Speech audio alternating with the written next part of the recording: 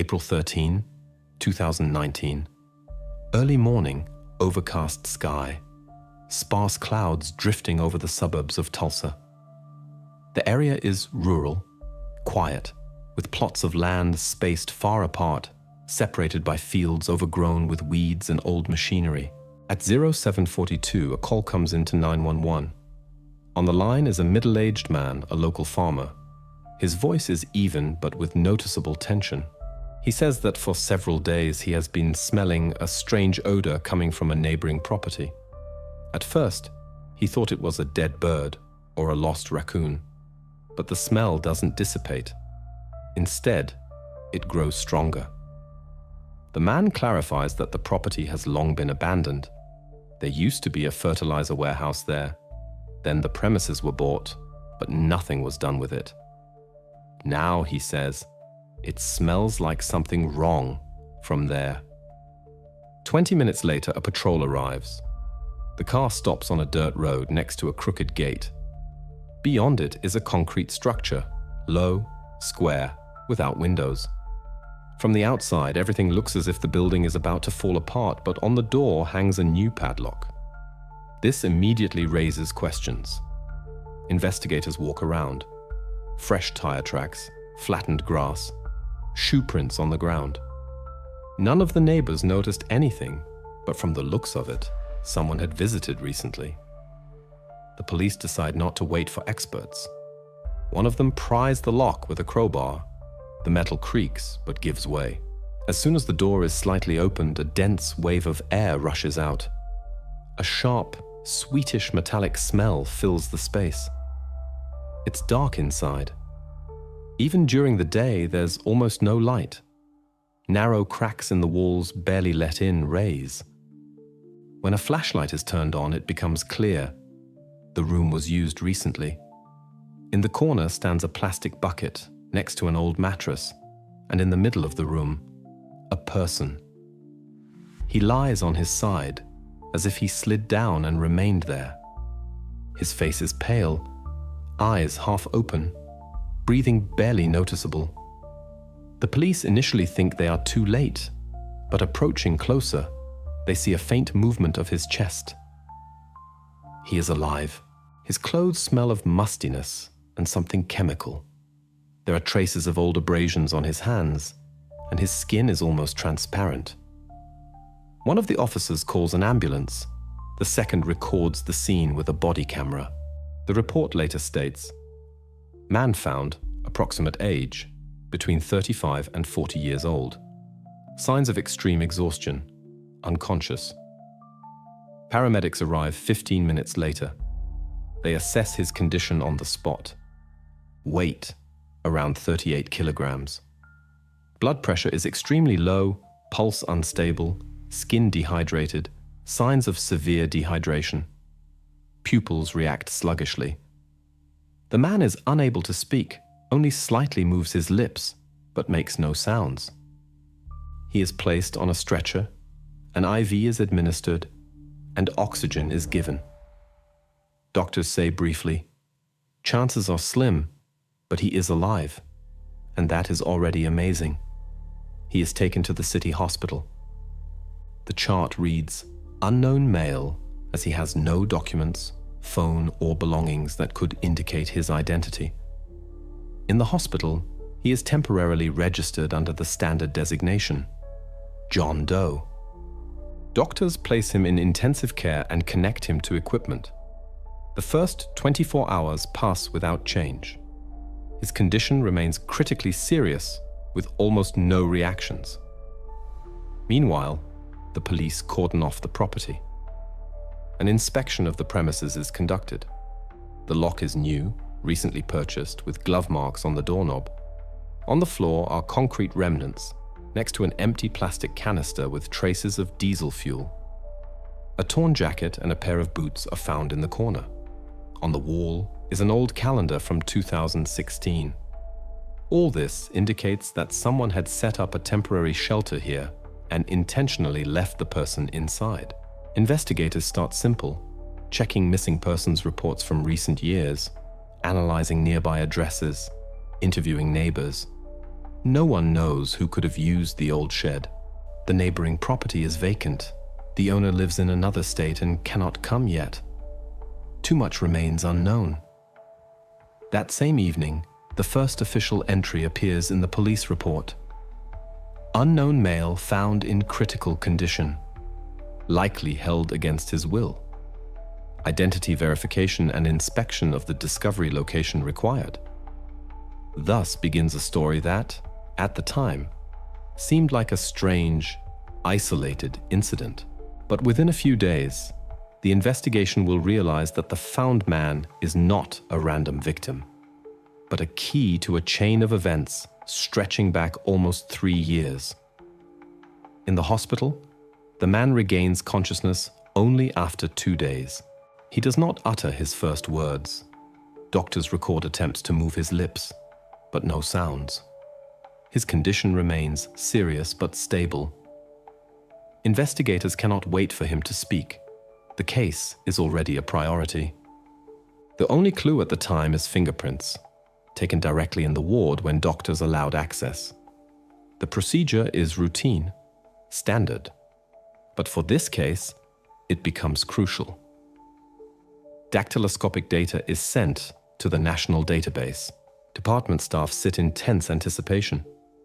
According to regulations, a response comes within 1 hour, but this hour drags on endlessly. In such cases, time feels different. Everything around seems to freeze, and every computer sound seems louder than usual. After 47 minutes, the system provides a result. A match is found. The person found in the concrete shed has a name. A new line appears in the report. Simon Gray, born in 1977, U.S. citizen residence, Tulsa, Oklahoma. His data is listed with tax and social services, but nothing in police databases. No criminal record. No complaints. An ordinary person with no legal troubles.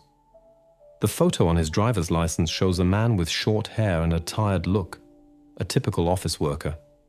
Investigators begin to check his background. Simon worked as an accountant for a small private company, dealing with reports and financial summaries. Colleagues remember him as reserved, calm, almost unnoticeable. He didn't conflict, didn't socialize closely with anyone. He lived alone, renting an apartment in the South Tulsa area, without family, without friends. His bank accounts show stable but small sums.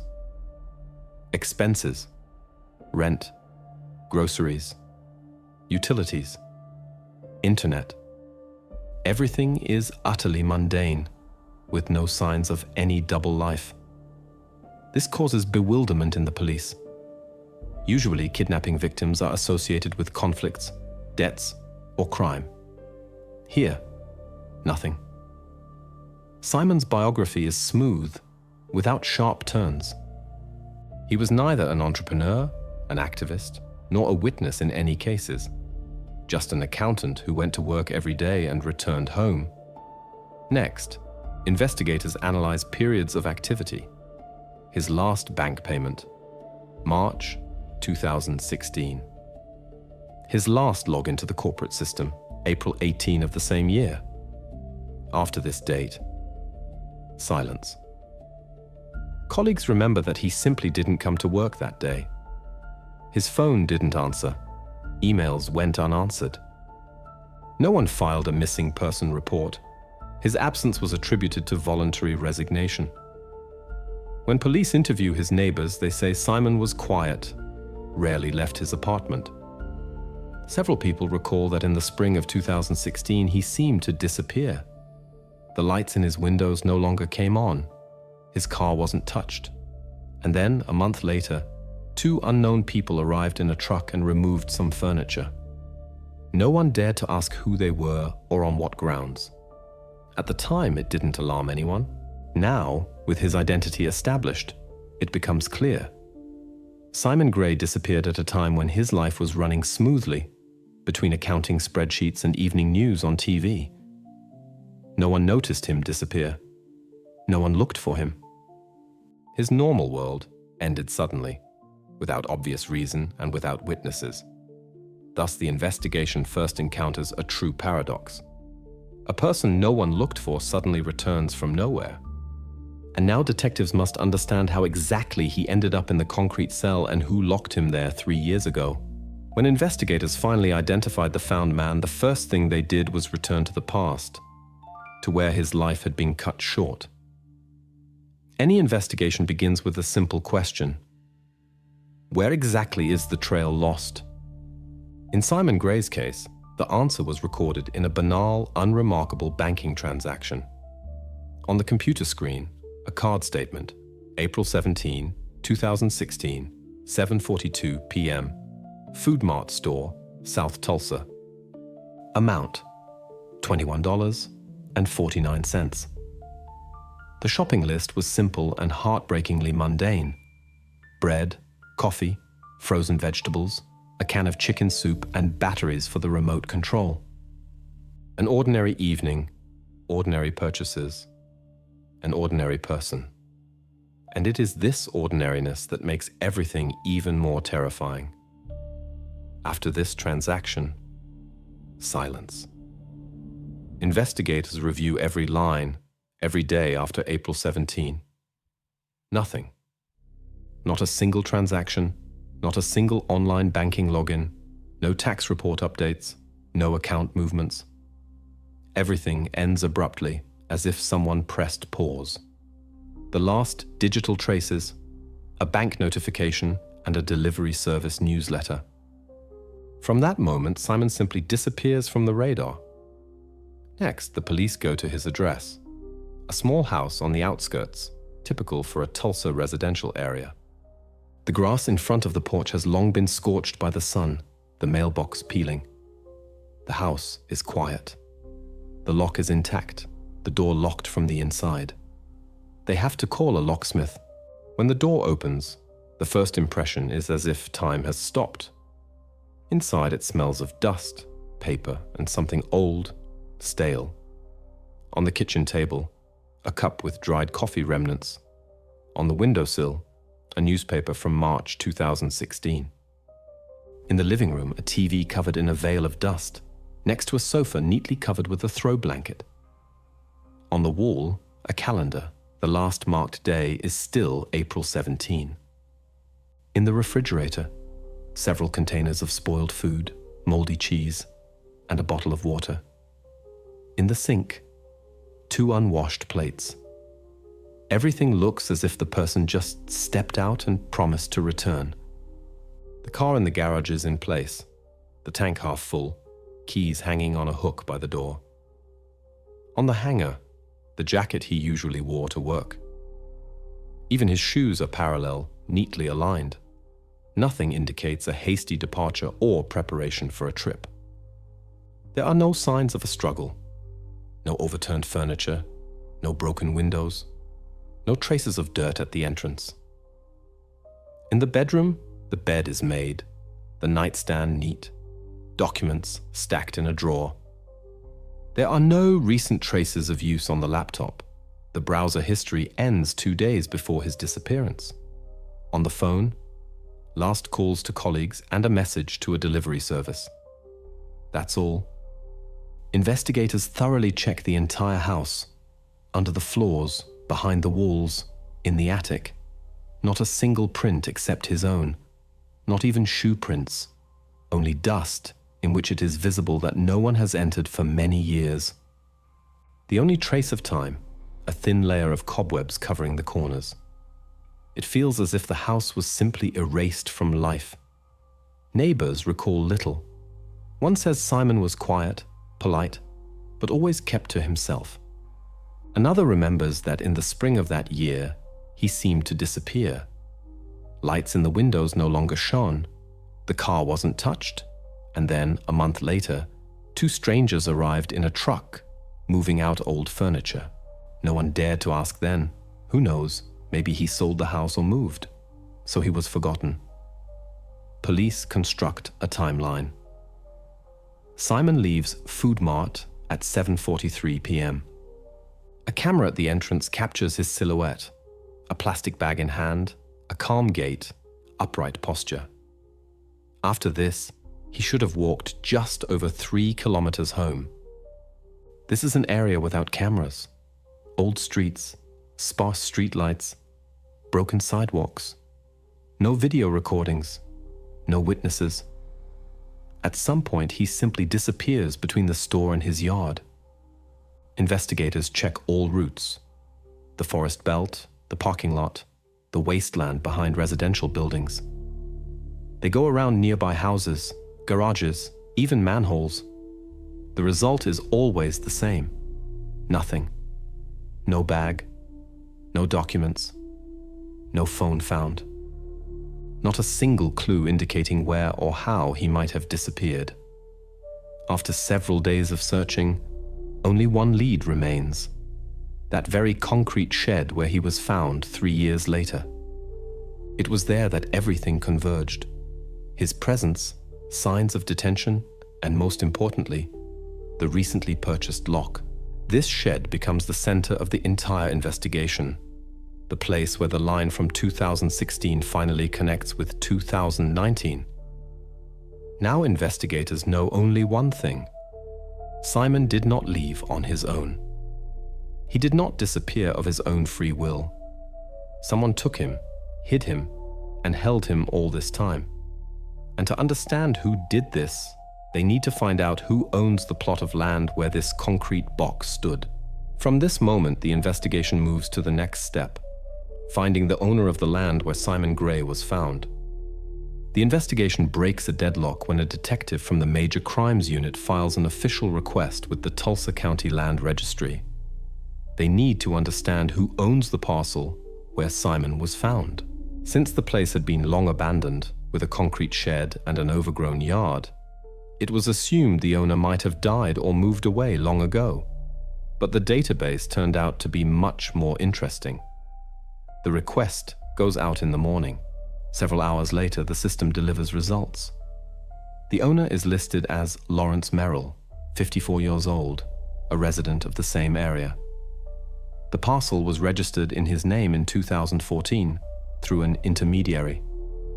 Payments for the land were made irregularly, but tax activity was still recorded. This means the owner is alive, not hiding, and according to documents still holds legal ownership. For the first time in the entire investigation, the authorities have a concrete name. The check begins immediately. Merrill's background appears impeccable. No prior convictions, works as a private contractor in electrical and equipment installation, married, 2 adult children, stable income, his own home on the other side of town. At first glance, an entirely ordinary person with no connection to the criminal world. He has no debts, no client complaints, no recorded incidents. But the strangeness lies precisely in this. Why does he own a plot of land in the middle of a wasteland, 20 kilometers from his main house? And why has it been vacant for several years? Investigators pull up old purchase reports. The transaction went through a third party, a real estate agent whose name surfaces in the documents. This woman is quickly found. She recalls that Merrill was specifically interested in this parcel because of the concrete structure on it. He allegedly wanted to use it as a warehouse for tools and old equipment. But after the purchase, she says, he never returned there. Documents confirm. Since 2015, the parcel has not been connected to electricity, water is shut off, and tax arrears are growing. This seems illogical. If Merrill did nothing with this land, then who was using the shed? And most importantly, who put on the new lock that the police had to break? A day after receiving the data, detectives go to his home. They have a search warrant, but first decide to talk. Merrill's house is in a well-maintained suburb on a quiet street. A typical American house with a lawn, children's bicycles on the porch, and a flag by the door. The owner himself greets the police calmly. He says he knows about the parcel but hasn't been there in a long time. When the investigator mentions the concrete shed, a slight confusion appears on the man's face. He claims he never built anything like it there, and doesn't even remember there being anything valuable inside. When asked why the lock is new, he replies that perhaps one of the locals put it on to keep teenagers out, but there are details that don't match. On the day the man was found, the lock was indeed new, shining as if recently purchased. Investigators find the lock's packaging in the shed, and on it, fingerprints. And among them, a partial match with Lawrence Merrill's own fingerprints taken during questioning. He tries to explain it simply. He says he might have touched the packaging when cleaning up trash left by previous owners. But the report indicates there were never any old owners. The shed was built after he bought the land. During the conversation, Merrill changes his story several times. First, he says he bought the parcel for work. Then, that he wanted to make it a place to store equipment. Then, that he simply wanted to resell it for profit but didn't get around to it. His answers are rambling, and this is immediately recorded in the protocol. After the conversation, he is taken to the station for official questioning. He is shown photographs of the shed and images of the interior. Merrill remains silent, then asks for water. Time passes, and his behavior becomes less and less confident. Finally, he utters a phrase that the investigation later quoted in its reports. "I don't know who was there, but I knew someone was using that place." This detail makes him the first official suspect in the case. Now the investigation takes a new direction. If Merrill knew someone was using his property but didn't report it, then he is either involved or covering for someone. The investigation moves into a new phase to find out who else had access to the shed and when exactly it began to be used. During the interrogation, Lawrence Merrill maintains a calm demeanor. His behavior is almost exemplary. No sudden movements, no nervous gestures. He speaks confidently, looking directly at the investigator. He reiterates that he has no idea who might have been using his land. According to him, the plot was bought 10 years ago as an investment, and since then, he hasn't even looked at it. In the protocol, these words are recorded verbatim.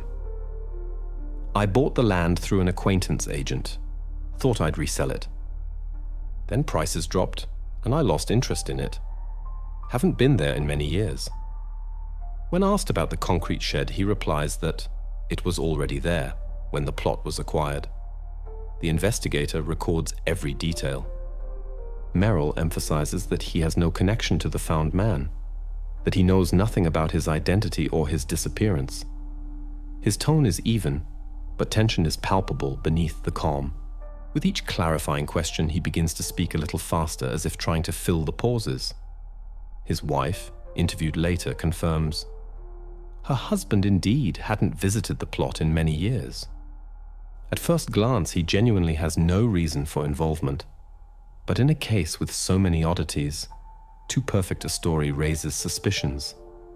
Investigators begin to verify his statements. First, his alibi. Cell phone data is requested, where his phone was located on the alleged dates.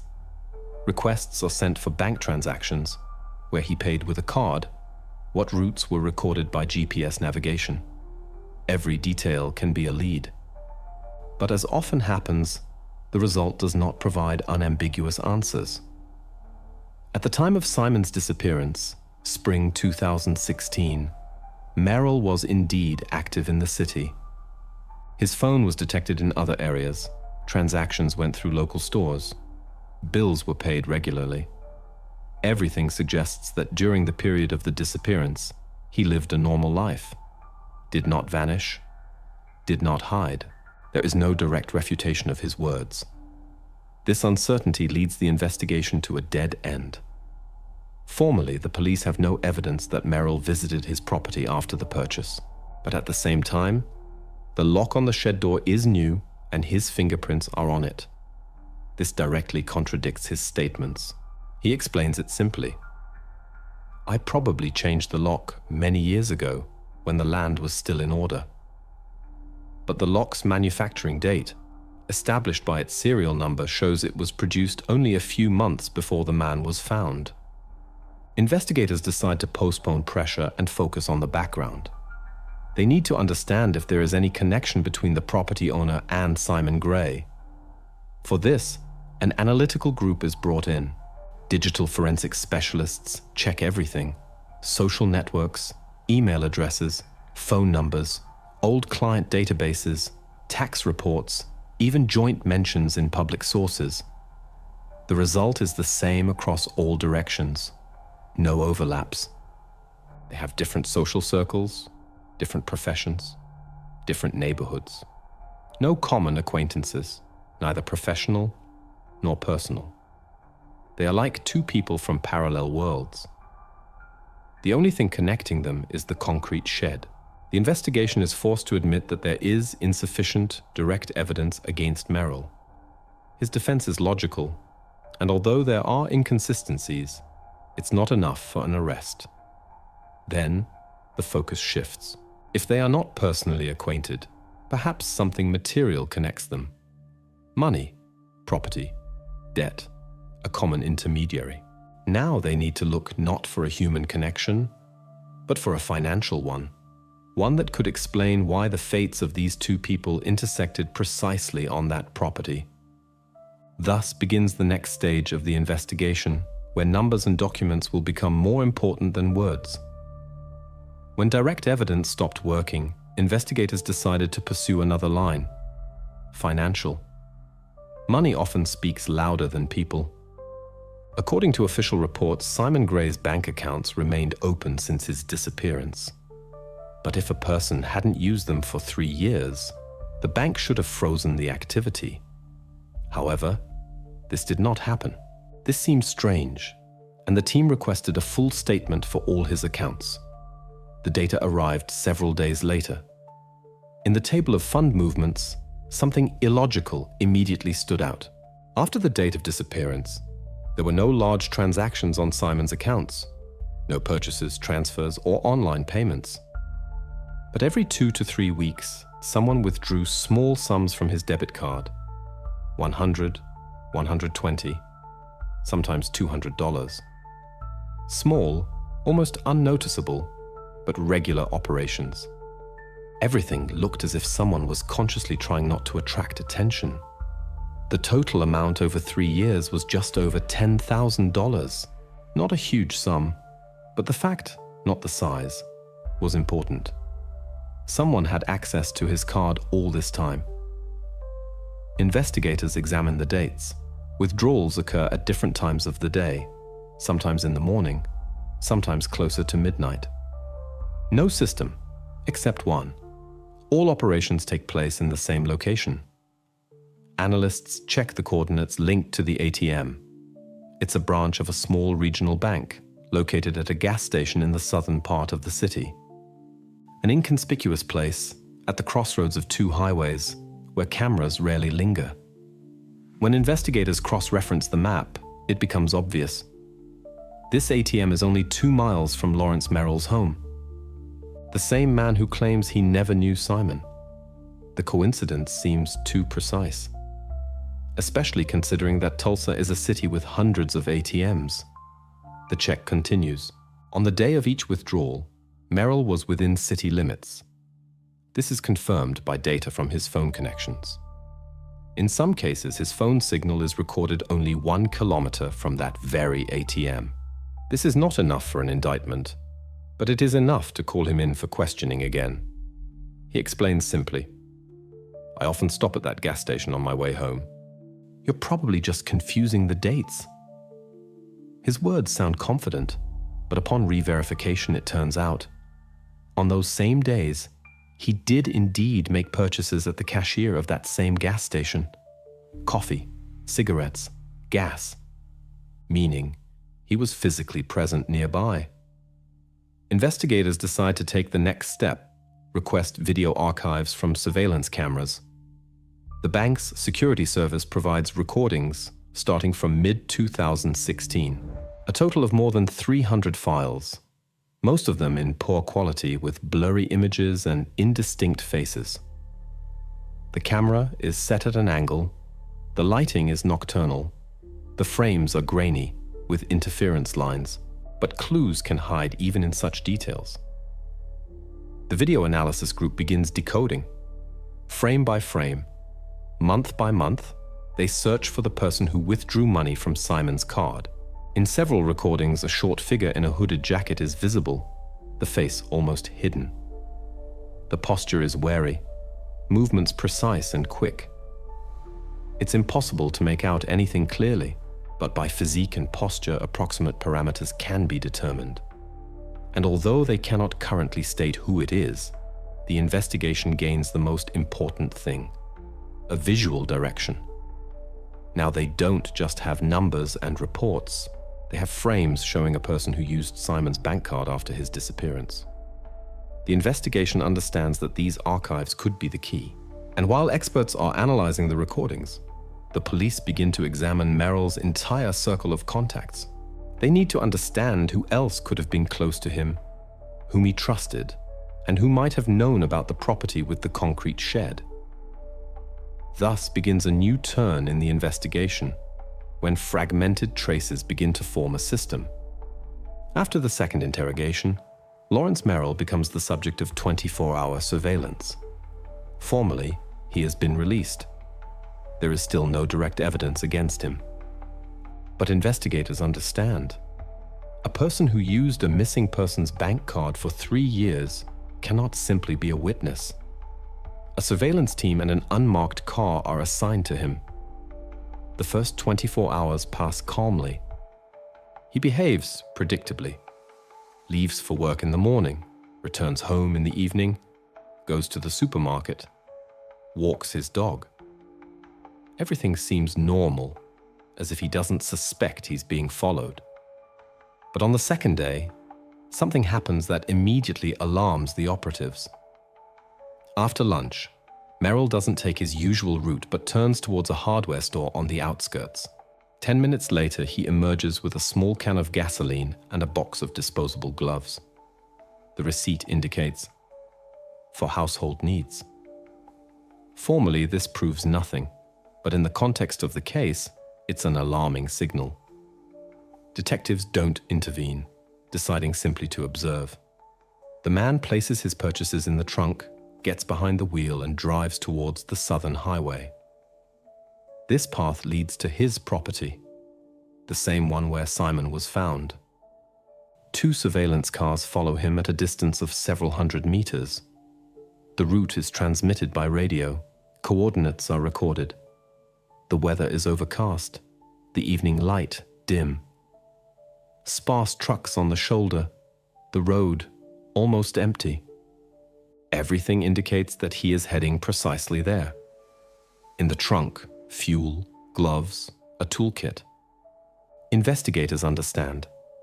If he truly intends to destroy evidence, they must intervene carefully so as not to spook him and lose the opportunity to gather evidence. When Merrill turns off the highway onto the dirt road, the surveillance slows down. His car moves slowly, headlights picking out the shoulder overgrown with dry stalks. At the turnoff to the property, an old patrol car is stationed. Officers are conducting a document check on a random driver.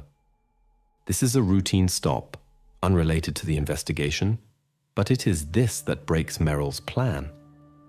He notices the flashing lights in the distance and reacts almost immediately. Without hesitation, he brakes, makes a sharp U-turn and drives back towards the city. The surveillance team records this moment.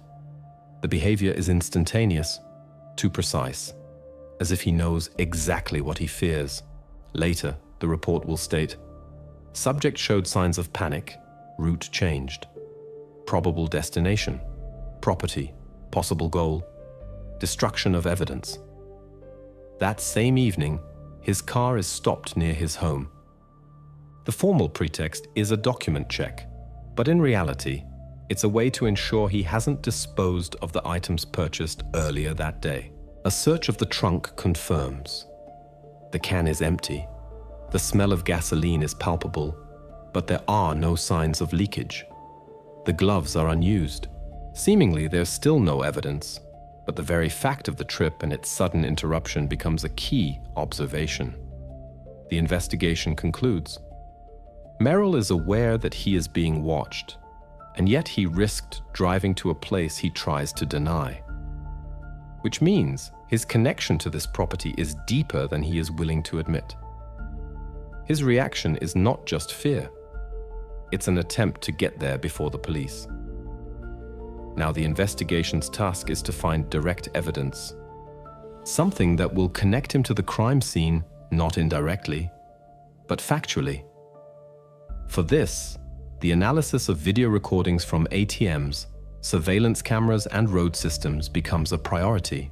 In this archive, something could remain that will definitively shatter his legend. The ATM video footage was made available to the investigation a week later. There was more material than anyone expected. Nearly 3 years of monthly transactions, hundreds of short clips filmed by an old, low-resolution camera. The image flickers, colors are distorted, and the screen shows constant lines of interference. Experts from the cyber analysis department watch in shifts, frame by frame, a few seconds at a time. At first, it seems futile. The person's figure flashes quickly, their face obscured by a hood, the frame overexposed by nightlight. Sometimes it's raining, sometimes foggy, and the camera simply won't focus. Not a single clear angle from which identification could be made. All attempts to enhance the image yield only grain and blurred contours. It seemed the evidence would be useless, just another detail insufficient for an indictment. But in one of the files, an expert notices not the person themselves, but a reflection in the ATM's glass. In the background behind the person, a car appears for a second. Headlights, the body line, part of the bumper. A minor detail, but enough for an experienced eye. The distinctive shape of the headlights and the silhouette can identify the make. Analysis shows a Toyota Tacoma, a gray pickup truck, manufactured around 2010. This discovery immediately changes the picture, because precisely such a car is registered in Lawrence Merrill's name. Investigators request his registration data, cross-reference it with the archive. The color matches, the model matches, the year of manufacture matches. But legally, this is not enough. It's a common car. Dozens of similar ones drive around the city. A unique detail is needed to rule out coincidence. When experts begin comparing videos from other days, they notice one thing. On the front right fender of the car in the frame, there is a dent. It's small, but clearly visible in the headlights when the pickup approaches the ATM at a certain angle. And now, the most interesting part, during the inspection of Merrill's car conducted a week ago, officers recorded the exact same dent. The same side, the same shape, the same height above the ground. This is no longer a coincidence. In the report, experts note, the probability of coincidence exceeds 99%. The ATM recording captures Merrill's car at the moment money was withdrawn from Simon Gray's card. Investigators construct a chain. Since Gray's disappearance, money has been systematically withdrawn from his account. Withdrawals occurred at the same ATM. The recordings show Merrill's car, registered in his name, with a unique dent on its body. And all of this within 2 miles of his home. Legally, this is serious evidence, but not definitive. The lawyer immediately finds a loophole. Yes, the car belongs to my client, but that doesn't prove he was the one driving. The car could have been used by others. The argument is formal, but legally it carries weight. Camera footage alone is not enough to press charges. The investigation understands. It needs to be proven not just that the car was at the scene, but that Merrill benefited from these funds. Every withdrawn banknote must be traced. What it was spent on, where it went, how it re-entered circulation.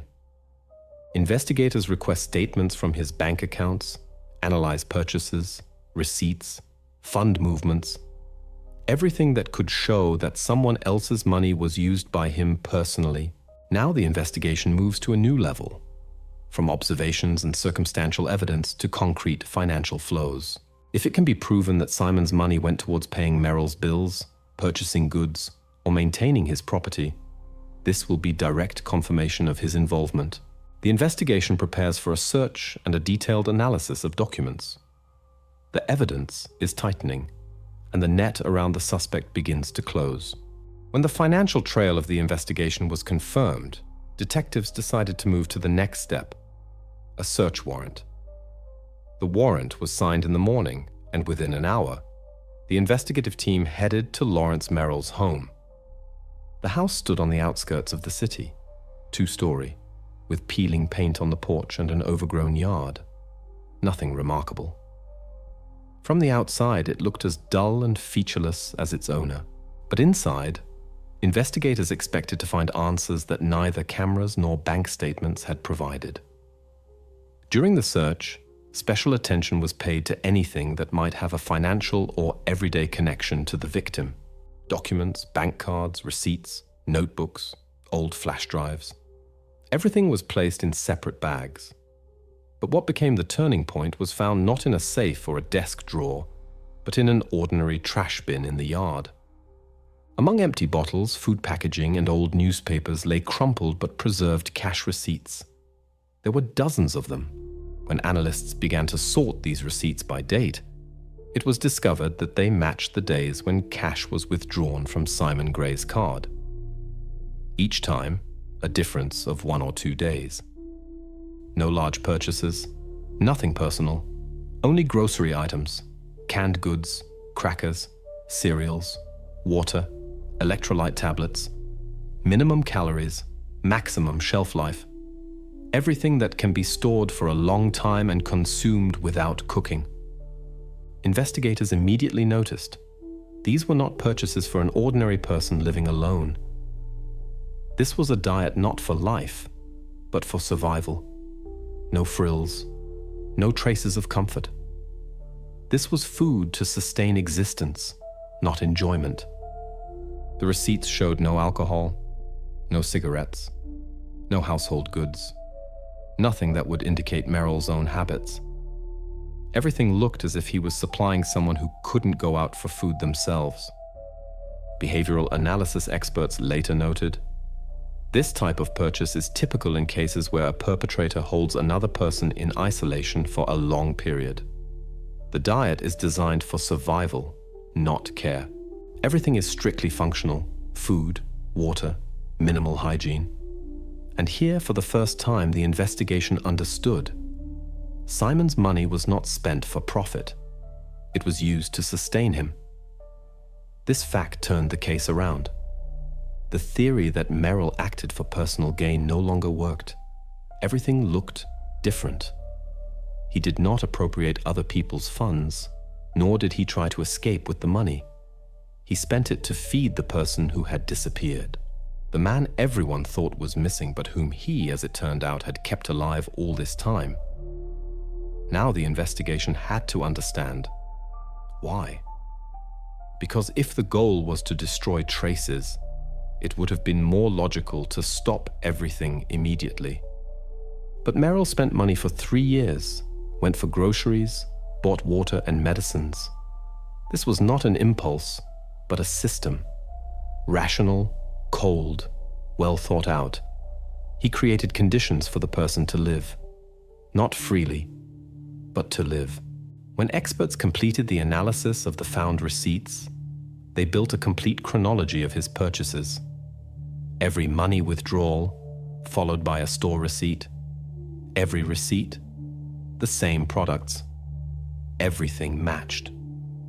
And now the investigation faced a new, much heavier question. What made him do this for 3 years straight? For if the motive was not money, then it was something else. Thus, the investigation for the first time ceased to be a kidnapping for profit case. It became a story of detention, conscious, prolonged, and possibly with a personal motive. Ahead, the investigators faced a new stage, finding that connection. During the second, more thorough search, investigators returned to items that initially seemed insignificant. Among the papers stored in a metal safe in Merrill's bedroom, operatives found a folder with personal documents, insurance policies, receipts, old bills. Everything seemed mundane until one unusual file appeared. A neatly folded real estate purchase and sale agreement. At first glance, an ordinary official document. Stamp, signatures, date, registration number. But the address attracts attention. It's the very house that previously belonged to Simon Gray, the same man Merrill had held captive. The transaction date, autumn 2017, which is about half a year after Gray's disappearance. The investigation immediately notices a discrepancy. According to state archives, this house was never listed for sale. No official transactions for it were registered. But the document looks authentic.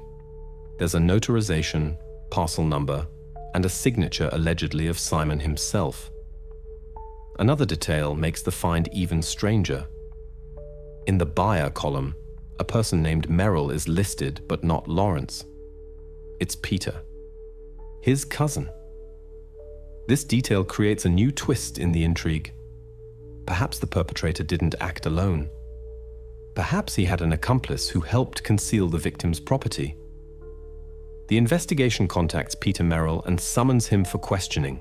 The man appears voluntarily, looking bewildered and clearly not understanding why his name appears in the case. He claims he has never heard of any such transaction. He never bought a house, didn't know Simon Gray, and certainly never saw this agreement.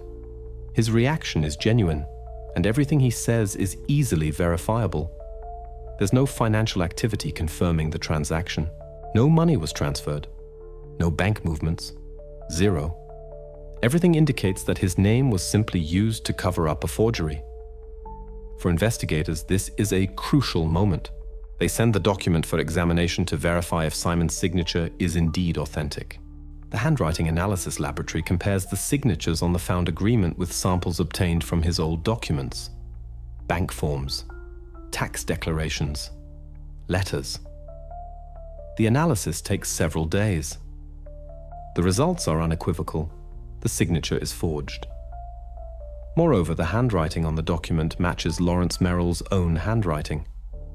Experts conclude that the agreement is entirely fabricated, from the victim's signature to the notary's certification, which turned out to be fake. Even the seal number stamped on the paper belonged to a lawyer who died 2 years before the transaction date. This document becomes direct evidence of intent. Now it's clear. Merrill wasn't just keeping Simon alive. He was gradually trying to seize everything that belonged to him. First his funds, then his property. He used a well-thought-out scheme, creating the appearance of a legitimate transaction, inserting a dummy name, making false attestations, all to be able to say, if discovered, "This is just an error in the documents." The accomplice theory falls away. Peter Merrill has no connection to the case. His name was merely a tool.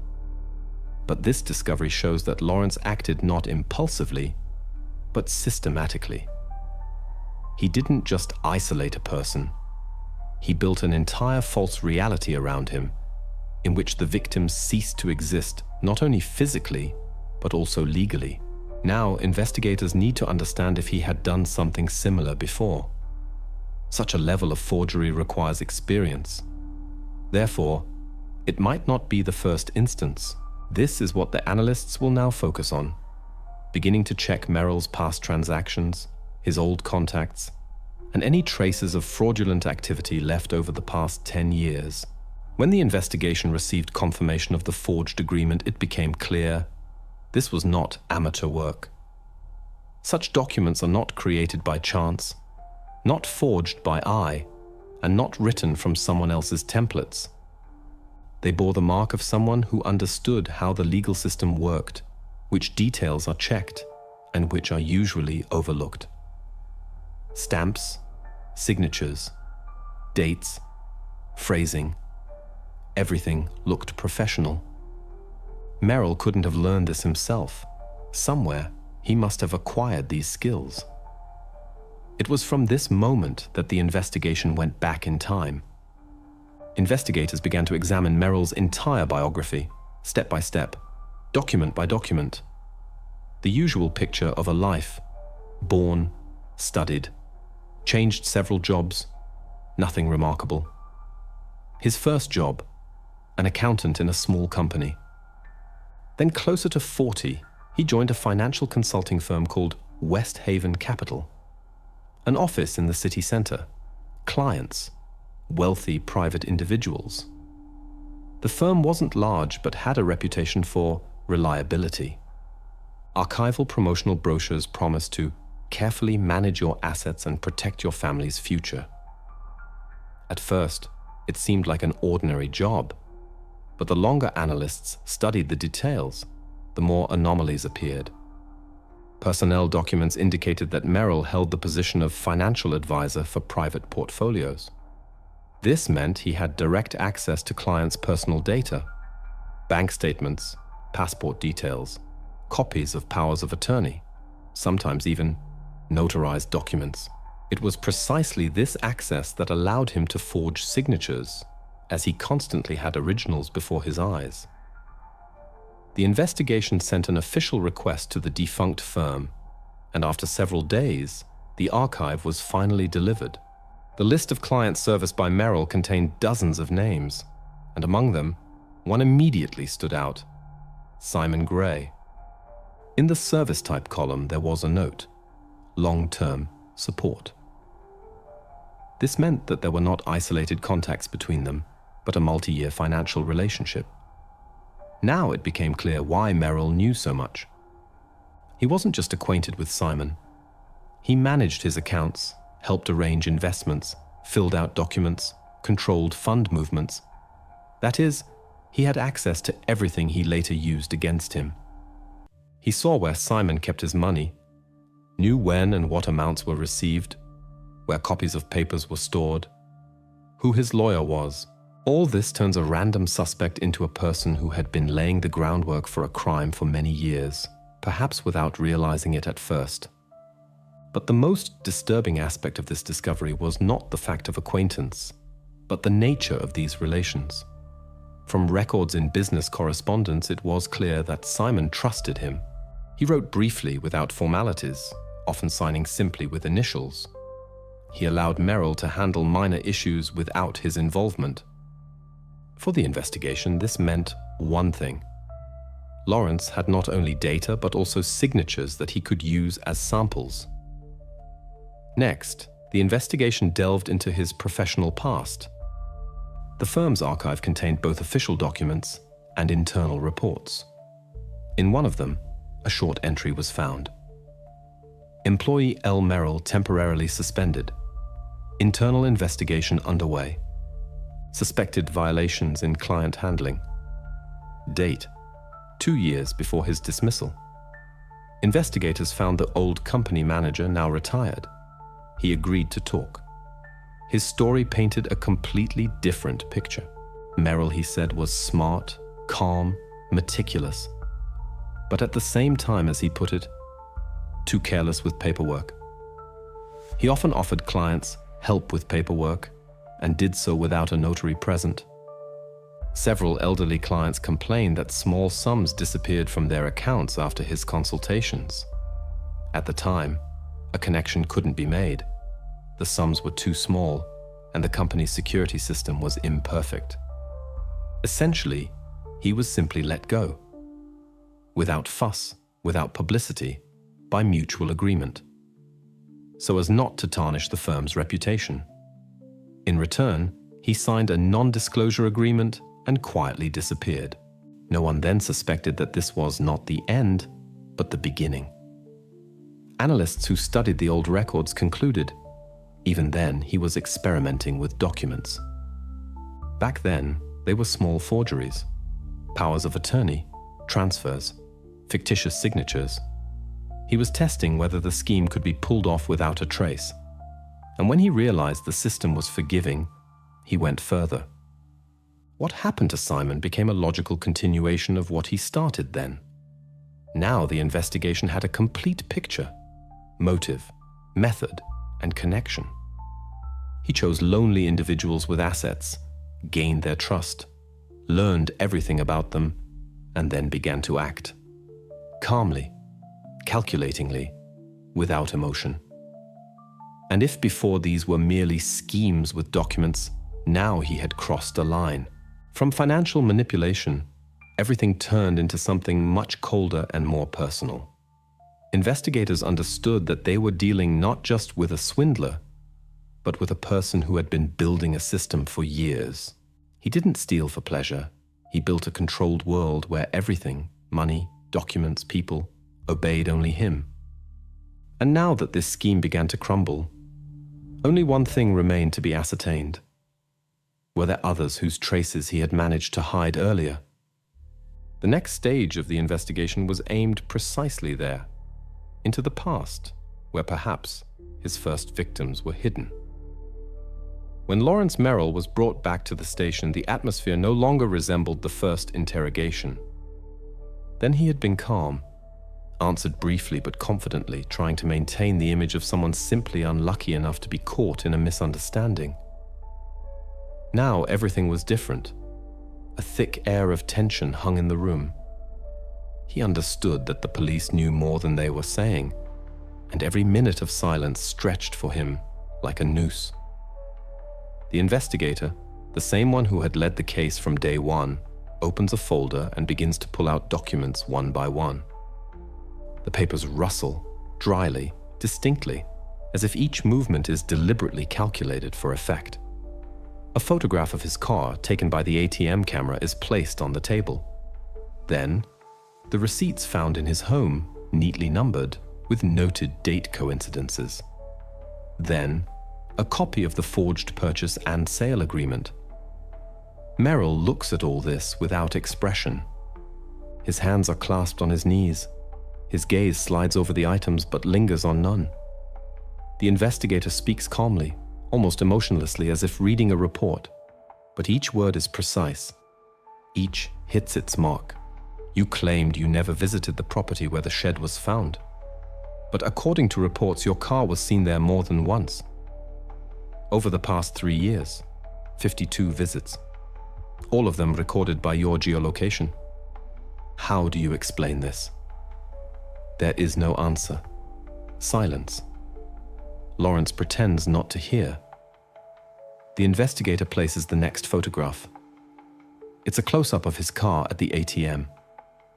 The characteristic dent on the fender is visible in the frame, the very one that experts compared and deemed identical. You claimed you didn't withdraw money, but here's the photo. Here's the statement. Here's the time and date. This is all after Simon Gray's disappearance. Merrill blinks. Once, then twice. His lips move slightly, but words don't come out.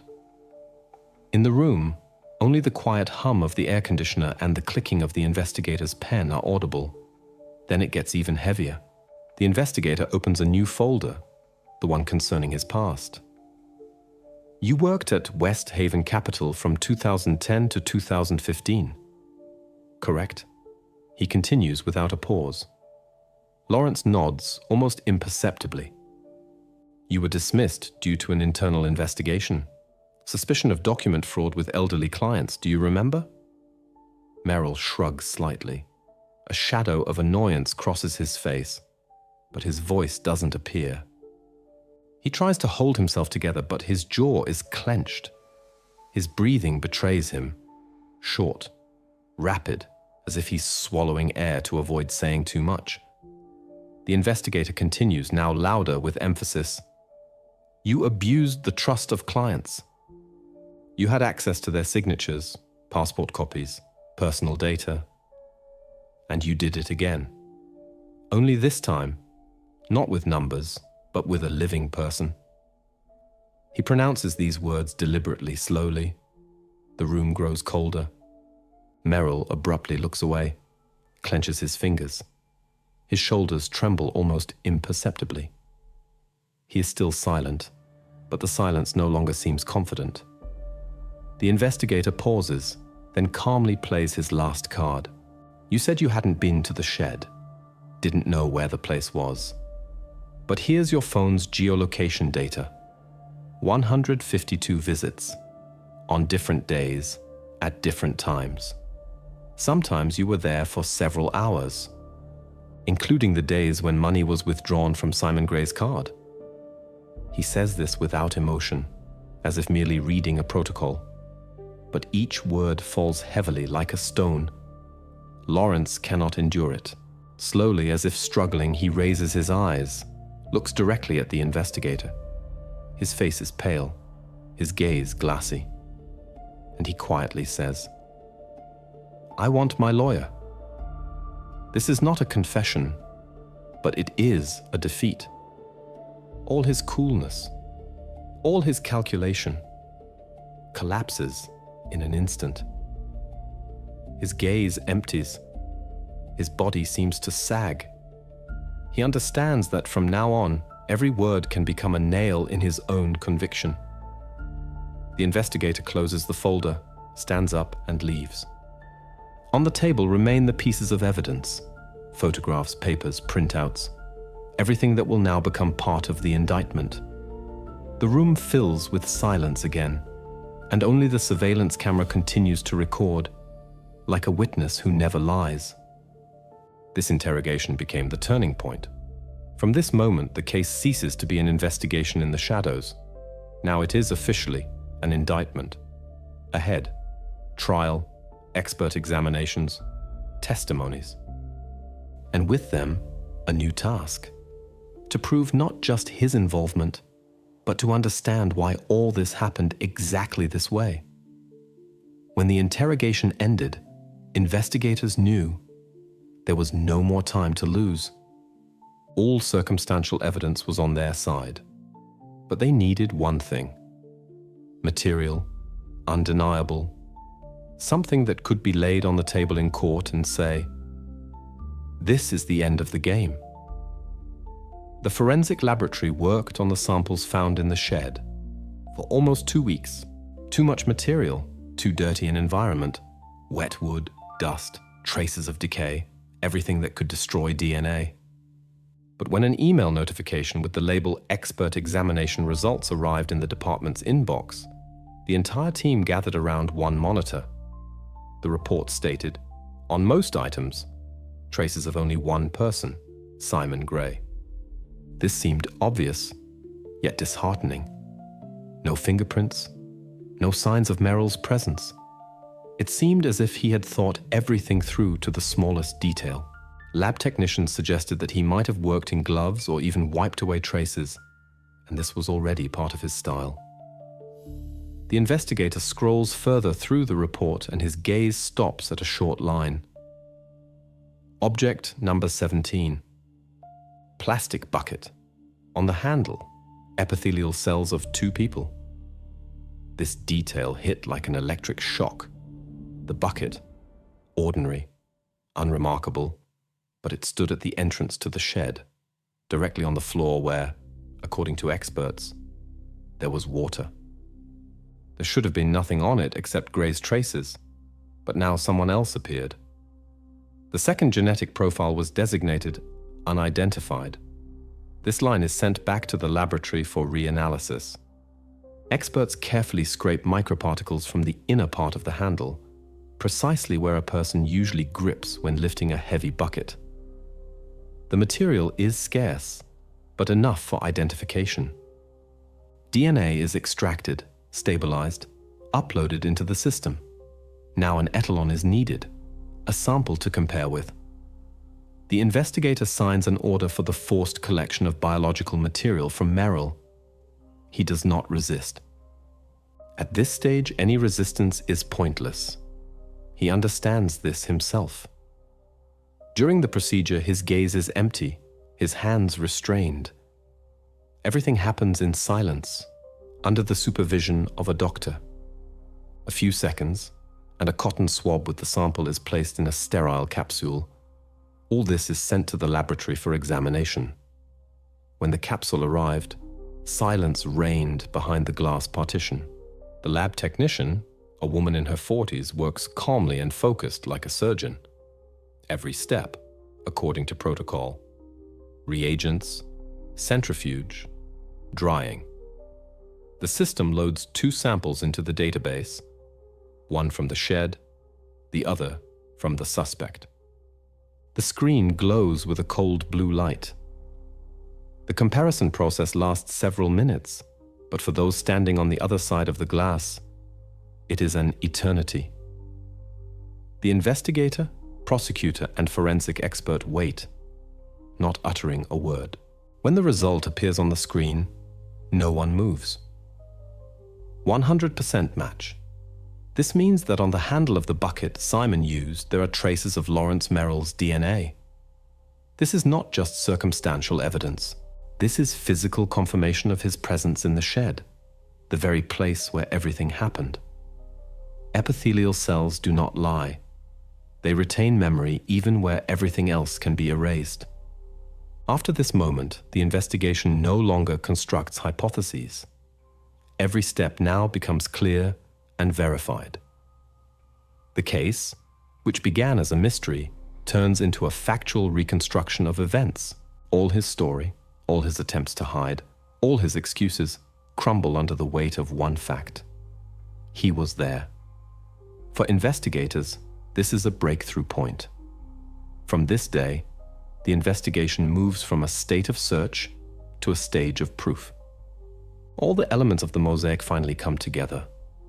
Now it's possible to build a sequence, hour by hour, day by day, showing how Merrill approached what he did, step by step. And although he himself is still silent, at this stage, silence no longer holds power. The evidence speaks for him louder than any confessions. Ahead, a trial where this evidence will become a weapon. But first, the investigation has one last step: to reconstruct the entire chain of events, from the first disappearance to the moment when the truth finally comes to light. The court hearing in the case of Lawrence Merrill began in the early morning. In the courtroom, a dull, restrained murmur. Reporters leaf through notebooks, cameras stand motionless, and the public gathered in the gallery seems to hold its breath. In the dock is the same man, calm, composed, almost emotionless. Merrill does not look around. His face is like a mask. Throughout the entire process, he has uttered no more than a dozen phrases. Today, they expect the most important thing from him: a reaction. The prosecutor begins by enumerating the charges: financial fraud, kidnapping, unlawful confinement. Each point sounds heavy, measured. Merrill does not react to these words. He sits motionless, slightly slumped, like a person who has long been indifferent to everything. When the judge asks if he pleads guilty, Merrill raises his head, looks straight ahead, and answers curtly, "No." Silence falls in the courtroom. No indignation, no surprise. Only that tense silence that always accompanies the moment when truth and lies stand against each other. His lawyer, a man with a measured manner of speech and an even voice, stands and begins his address. It sounds confident, but there is a falseness in it, too obvious for those familiar with the facts.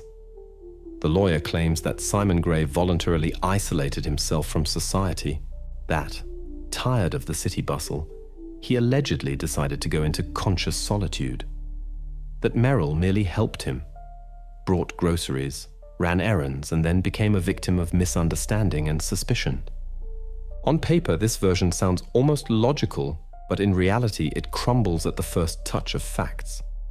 The prosecutor listens without interruption. Then he slowly stands up. His voice sounds low, but clear. Voluntary solitude does not explain the signs of confinement, the condition in which Gray was found, and the DNA matches. He signals, and a witness enters the courtroom, the doctor who treated Gray in intensive care. a man of those who speak calmly without excessive emotion, but whose every word carries the weight of a verdict. The doctor opens the conclusion and his voice sounds even, like a measured line on an electrocardiogram. The patient was in a state of prolonged exhaustion. Signs of dehydration, lack of oxygen, hypothermia were noted. This could not have been the result of voluntary withdrawal. It is the consequence of prolonged, controlled restriction of freedom. Every word is like a blow to the defense's argument. The lawyer tries to interrupt, refers to hypotheses, to old diseases. But the doctor answers curtly, professionally, without a trace of doubt. After this, even the jurors stop looking at the defendant as a person who might have been misunderstood. The prosecutor does not stop. He pulls out the expert examination results from his folder. The very report that states the DNA match on the bucket handle. On the screen installed in the courtroom, two graphs appear, two peaks, identical down to the last fragment. One is labeled with Simon Gray's name, the other, Lawrence Merrill. This is not an opinion, the prosecutor says. This is science. This is physical evidence of the defendant's presence at the crime scene. Next comes the financial chain. Statements, receipts, transactions, electronic traces. All the money withdrawn from Gray's card went to accounts registered under dummy names, but all of them ultimately led to Merrill. This confirms not only greed, but also a plan. Long, well thought out, devoid of chance. Merrill remains silent throughout. Only at some point does he clench his fists, as if trying to restrain himself from reacting. He knows that any word could become the last stone in the wall of his defense. But that wall is already crumbling. When the prosecutor finishes, silence once again falls in the courtroom. No direct confession from the defendant has been made. But now, it is no longer necessary. The facts speak louder than any words. Everything that happened over these years comes together into a single, complete picture. The trial is not yet over, but the outcome is clear. All that remains is to determine the punishment. And it is this question that now passes from the hands of the investigators into the hands of justice. The prosecutor began his closing statement with a simple assertion. To gather facts is to construct a picture.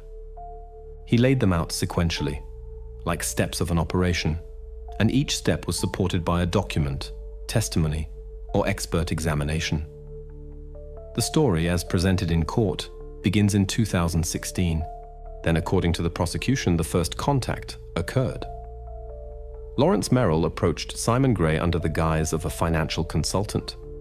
The offer sounded like an investment opportunity. This was a professional facade. The contacts established trust. Merrill gained access to documents, signatures, and bank details. This is a fact, confirmed by official archives and correspondence. Next came a systematic plan.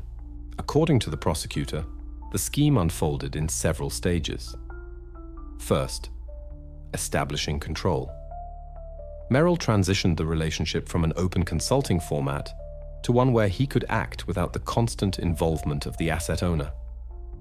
Then, the gradual diversion of financial flows, small, regular cash withdrawals, purchase of minimal provisions, payment for minor services.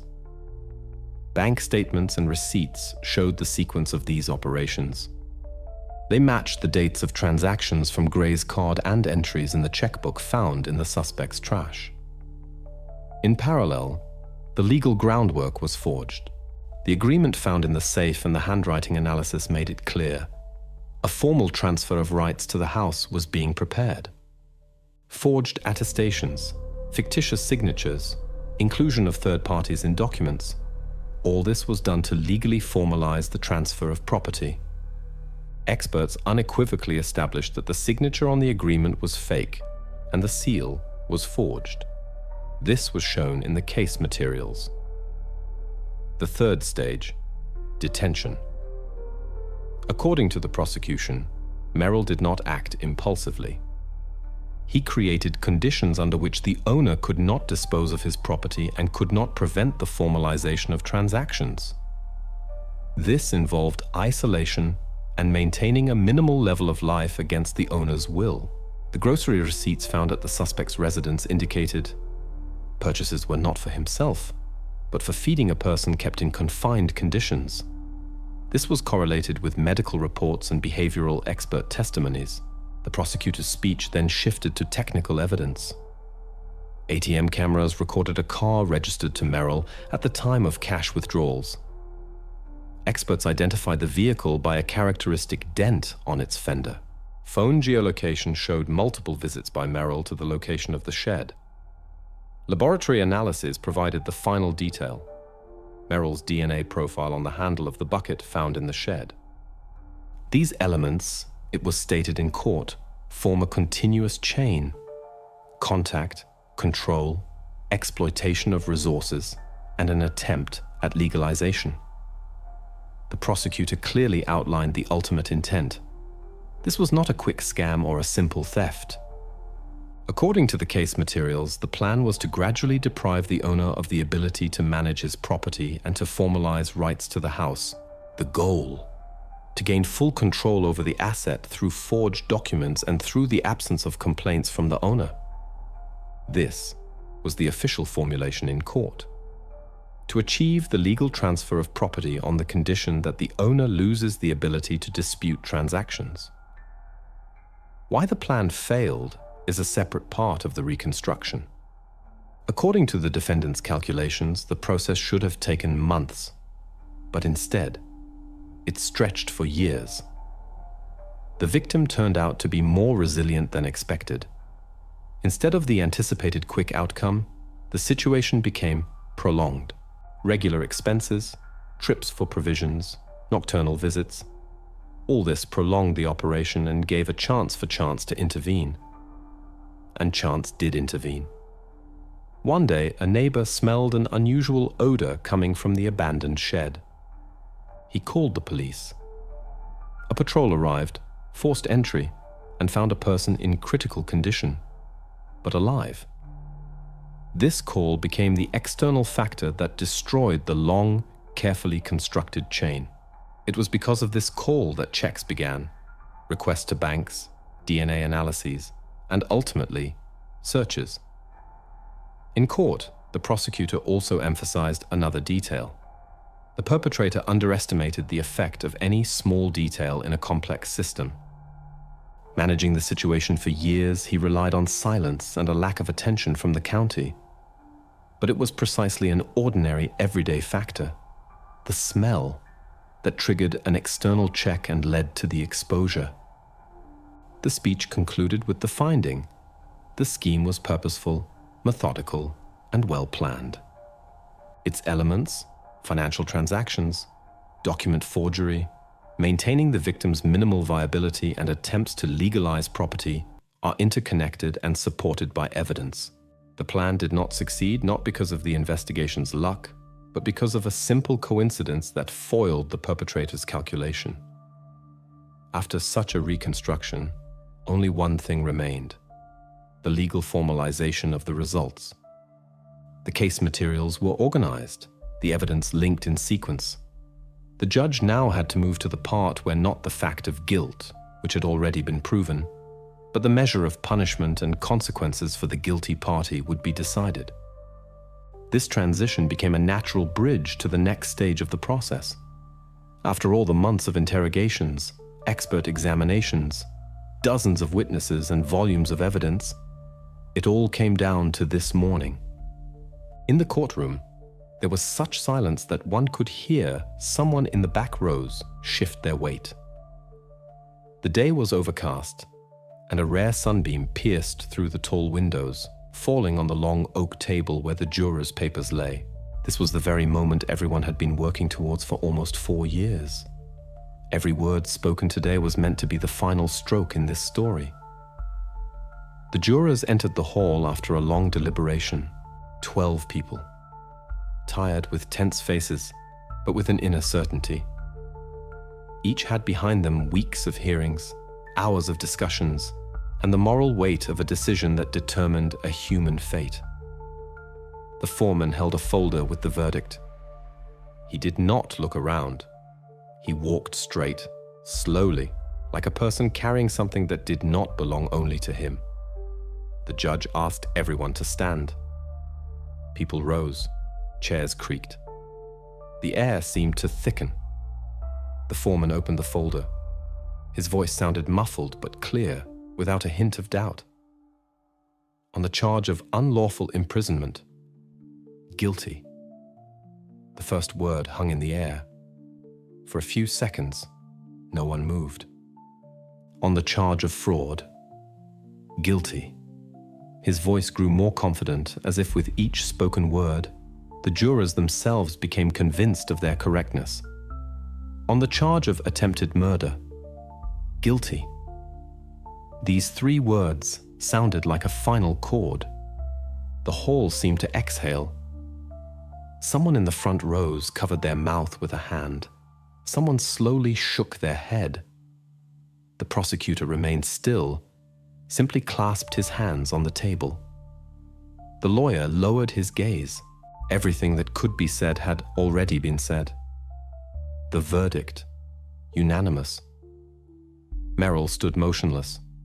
No indignation, no remorse. Only a cold gaze directed nowhere. He looked not defeated, but like a person who had simply been disconnected from reality. All these years he had lived in a world where he controlled every detail, but now his own fate belonged to other people. The judge looked up from his papers and began to speak. His voice was tired, but firm. He began with formalities, but in them resonated a force, not loud but governmental, weighty. He listed the articles, described the evidence, pointed out the gravity of the deeds. For each point, there were references to testimonies, expert examinations, case materials.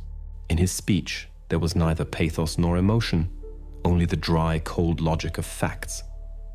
He recalled how the crime was built in stages, how the defendant consciously embarked on calculated actions, using trust and financial knowledge against those who had trusted him.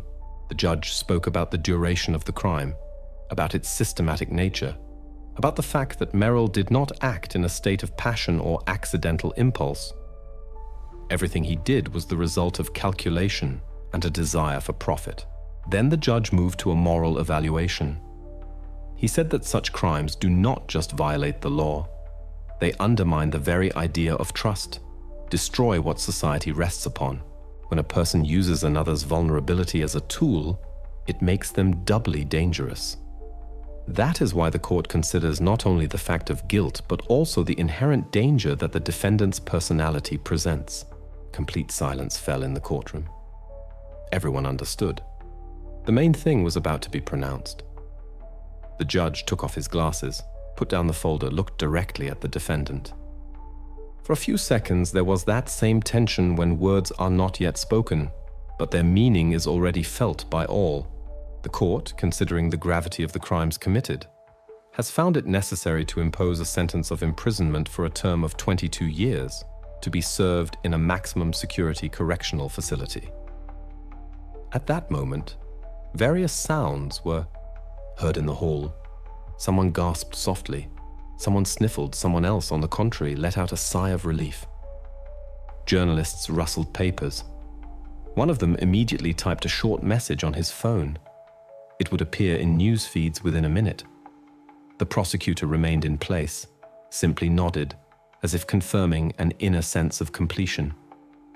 Merrill did not move from his spot, not a single movement. Only his fingers clenching the railing of the bench. The judge declared the session closed, struck the gavel. The escort approached, placed their hands on his shoulders, led him to the exit. Cameras clicked, doors creaked, and the sound of footsteps slowly faded. For everyone in the hall, this was the end of the case. But in the air remained a sense of unsaid things. For justice can restore order, but it does not bring back what was lost. It merely fixes the outcome, a legal point, all else, memory, consequences, an inner residue, remains. As people began to disperse, someone quietly said, "It's a shame that it all started with ordinary trust." And in that phrase, spoken almost in a whisper, lay perhaps the most accurate assessment of the entire story.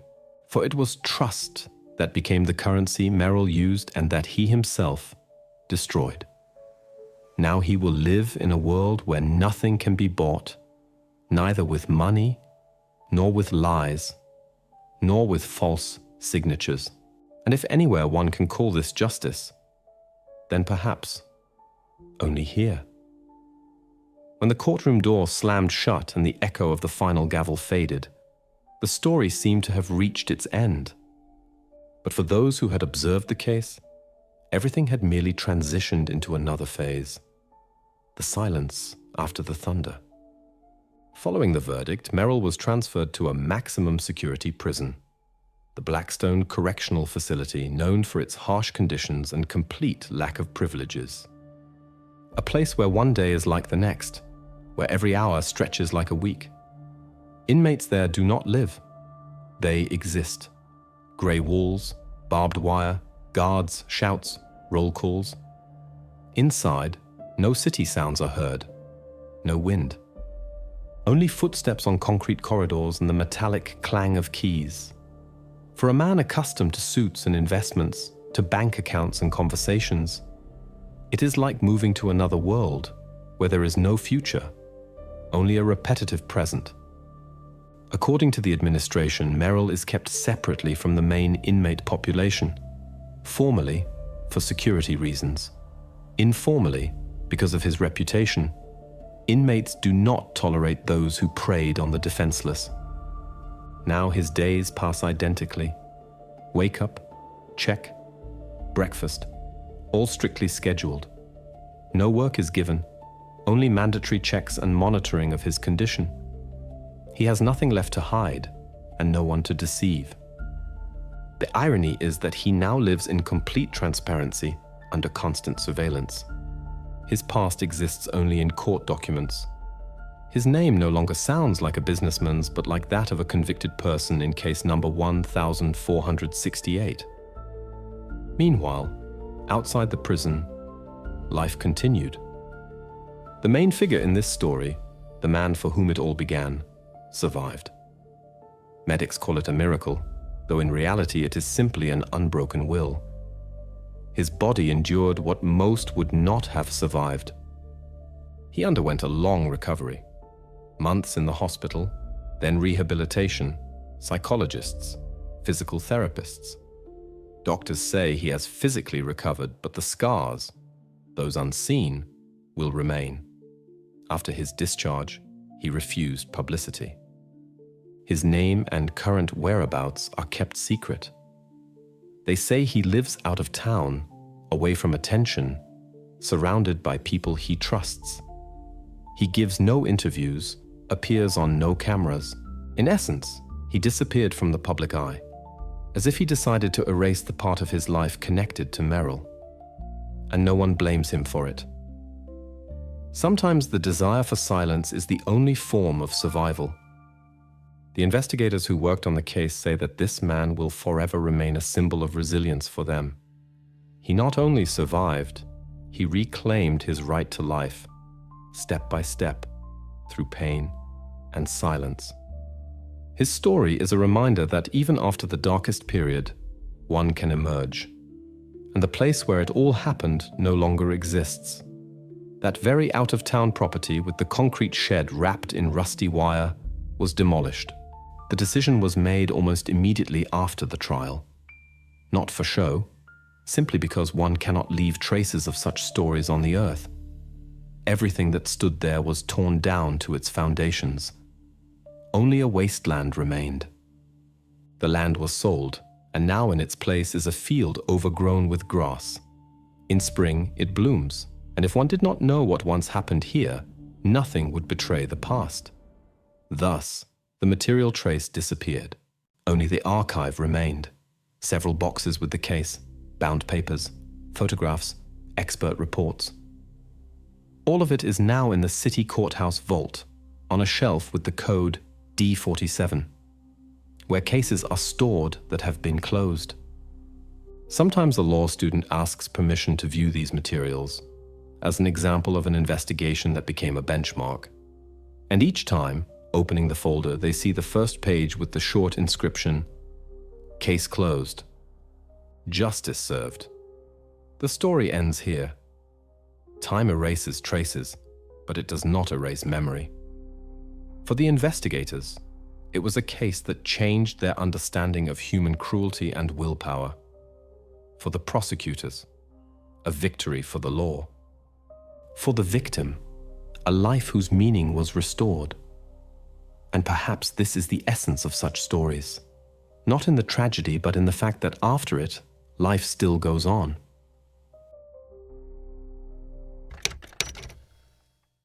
The first clue in the Clayton case is a short audio file, evidence woebwant.wav. Its recording would later be played in court, but it was first listened to that very night, right at the duty station. On it is a woman's voice, at first calm, a little tense, as if she is trying to hold on. But inside she already feels that something is wrong. Fear is audible in her voice, just beginning to break through. "Please, help. She's gone. I don't understand how. She was just here." The door is open. Someone was in the yard. The words cut off. Further into the recording, the sound of footsteps is heard. Hurried, uncertain, as if someone was darting from room to room. Then, a short thud. Something heavy falling to the floor. A few seconds. Complete silence. Only the line noise. And that's all. The connection breaks. The file lasts exactly 39 seconds. No more, no less. For the investigators, this was the moment when everything began. One short call, which would later be called the most important piece of evidence in the case, becoming the key to understanding everything that happened next. The official 911 service log recorded October 14th, 2013. Incoming call from 46 Ridgeway Drive. Female voice reports a missing person. Background noises are heard, likely movement inside the premises. Connection terminated without conversation completion. The dispatcher who took the call later stated that the connection broke off too abruptly. There was no characteristic click of a completed call, not even a short dial tone. Just instantaneous disappearance. He tried to call back 3 times, to no avail. After the third attempt, according to protocol, he initiated an emergency dispatch. Patrol number 7, Officers Davis and Chen. This is a standard night shift detail assigned to the eastern part of the city. They left the station at 2017. The dispatcher noted 2021, arrival at the scene, communication stable. This short entry from the log was all that remained of the first stage of the incident. After it, what was no longer described in dry lines began. Real actions, photographs, initial reports. Everything that subsequently formed the basis of the investigation. Davis and Chen were the first to enter the Claytons' house. It was an ordinary detached house in a residential area of Sudbury, indistinguishable from dozens of others. A small plot, a white fence, a couple of flower beds by the porch, light in the living room window. When they approached, the door was indeed open. At first, the officers thought that perhaps the caller had simply gone outside. But in the hallway, they noticed a phone lying on the floor, its screen still lit. It was the same device from which the call had been made.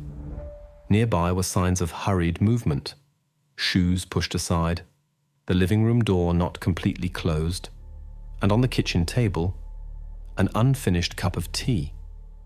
While the officers were inspecting the first floor, one of them reported on the radio. House open, no signs of forced entry. Caller not found on site. From that moment, the call ceased to be just a missing person report. The house became a crime scene. Later, investigators would say that it was this episode, the first few minutes after the patrol's arrival, that determined the entire course of the case. At that time, no one yet understood how extensive the investigation would turn out to be. It seemed to be about a random disappearance, a mother's anxiety, perhaps a misunderstanding. But that evening, there was a strange silence in the air. There were no signs of struggle in the house, no signs of forced entry or panic. Everything looked as if a normal evening had been interrupted in an instant. From this moment, the story would unfold rapidly, and the first audio file, that 30-second call, would become the starting point for the entire investigative chronology. Next, officers Davis and Chen would proceed to inspect the rooms, record the first details, and send a report to the headquarters. Thus began an investigation that would soon receive federal status and change perceptions of safety in small Canadian towns. In the police archive, this folder is unremarkable. A yellowed cover, a stamp with the registration date, neatly placed numbers on the spine, case file number 24313. On it is a name, Clayton Hannah. For investigators, it is just another case among dozens of others. But if one opens the folder, there is nothing random inside. Page after page, printouts, reports, photographs, protocols, an entire life, collected line by line, compiled into a cold administrative document. The first page is a standard form. Date of birth, February 17th, 2008. Address, Canada, Ontario, Sudbury, 46 Ridgeway Drive. Parents' marital status, legally married. Educational institution, James McLeod School. And all of this ends with one short line. Status, missing person. This is the only place on the first page where bureaucratic dryness turns into meaning. One word, highlighted in black marker, that blurs the lines between a document and a tragedy. The Clayton family was typical for their neighborhood. Middle class, hardworking, quiet, without extravagance. The house was a single-story, neatly painted one with white shutters and a well-kept lawn. On the porch was an old chair where Michael liked to drink coffee in the mornings. Michael Clayton, 39 years old, worked at the Vale Inco mine, the largest enterprise in the region. His father also worked there, and essentially all the men on the street. People woke up early, went to their shifts, returned in the evening, turned on the TV and had dinner with their families. Sarah Clayton, 34 years old, was a nurse at St. Mary's Clinic. Patients knew her, a friendly, tired but attentive woman. Neighbors described her as quiet, withdrawn, not prone to conversation. She and her husband rarely participated in neighborhood gatherings but never caused problems. At first glance, an ordinary family. Nothing criminal, no debts, not a single recorded conflict with neighbors. The reports even emphasized, family is positively characterized, no records of involvement with social services. This seemed insignificant until the investigation went deeper. October 14th, 2013, was a Monday. The day was no different from hundreds of others. The temperature was about 5 degrees, overcast, an autumn wind. At 18:02, Michael clocked in at the mine's checkpoint. At 18:47, a traffic surveillance camera recorded his car turning from Taylor Road onto Ridgeway Drive. He pulls into the yard at 18:52. At 19:03, the kitchen light comes on. At 19:20, the television in the living room. All this is data from the timestamps of neighbors' cameras. Every event is registered because later it will all become evidence. According to testimonies, they had dinner as a family of 3. Sarah was washing dishes. Michael was flipping through a newspaper. At 19:40, the kitchen light goes out. At 19:58, the last recorded entry appears. A neighbor's video camera, the house across the street. The angle of view catches the Claytons' backyard. The video shows a figure in a light jacket. She moves towards the wooden fence, then turns back, squats down near a flower bed. Seconds later, the image flickers. The light from a street lamp enters the frame, and the person disappears from view. At the time of the recording, everything seemed mundane. Later, when the video was reviewed at the investigative hearing, there was silence in the room. This frame became the last confirmation of Hannah's presence in the house, the last moment when everything was still normal. After this video, only gaps in the chronology. Investigators call such moments 0 points. They mark the boundary between the known and the unknown. Before, photographs on the refrigerator, school notebooks, a neatly made bed, order in the house. After, police tape, protocols, interrogations. Between these two states, only 20 minutes pass, and it is in this interval that a person disappears. When officers Davis and Chen arrived at the call, no one answered the door. They found the phone on the floor, the television on, and a cup of cold tea on the table. Sarah Clayton was not responding. The house seemed quiet, but in that silence, something already felt wrong. An ordinary kitchen, clean dishes, the lights on. Everything looked as if the owners had stepped out for a minute and were about to return. But no one returned. A few hours later, this address would appear in the headlines of all Ontario news websites. The phrase, "missing person," would become official, and the video recording from the camera, the only fragment where the moment when everything was still normal, was captured. It was from this point that the investigation would escalate. The first theories, first interrogations, first mistakes would emerge, and every detail which at first seemed minor would later become an important part of one of the most perplexing stories in Sudbury. The first official document in the Clayton case is the applicant interview protocol. Date: October 14th, 2013. Time: 22:04. Location: Sudbury Police Department, room number 4. Sarah Clayton sat across from Officer Davis. The protocol noted: depressed state, signs of fatigue on her face, speech disjointed, sometimes losing chronology of events. When offered water, she just nodded, without saying a word. For the first few minutes she was silent, then finally uttered a phrase that would later become a quote in all reports. "I went into the house for a few minutes." These words would later be repeated by investigators, prosecutors, journalists. It is in these few minutes that the entire essence of the tragedy is concentrated. Sarah recounted that around 8 o'clock in the evening she went into the kitchen to clear the table, turn off the stove. Outside it was already getting dark, but the backyard was illuminated by a street lamp. She claimed to have heard footsteps and laughter in the yard. Then, silence. Returning inside, she saw no one. According to her, the gate leading to a narrow path towards the tree line was open. She remembered closing it during the day. From this moment, the just left theory ceased to be plausible. Sarah called 911, but the connection was cut off. Next, the protocol, the patrol, the inspection. The inspection of the backyard began in the dark. Illumination was provided by floodlights mounted on the forensics vehicle. The soil was damp, the earth firm. Shoe prints were clearly preserved. Small footprints were recorded on the lawn, leading from the terrace to the gate. At the fence level, 2 indentations in the ground, as if someone stood still, then took a step sideways. Beyond the gate, a narrow, overgrown path leading to the tree line. On one of the gateposts hung a scrap of fabric, caught on the latch.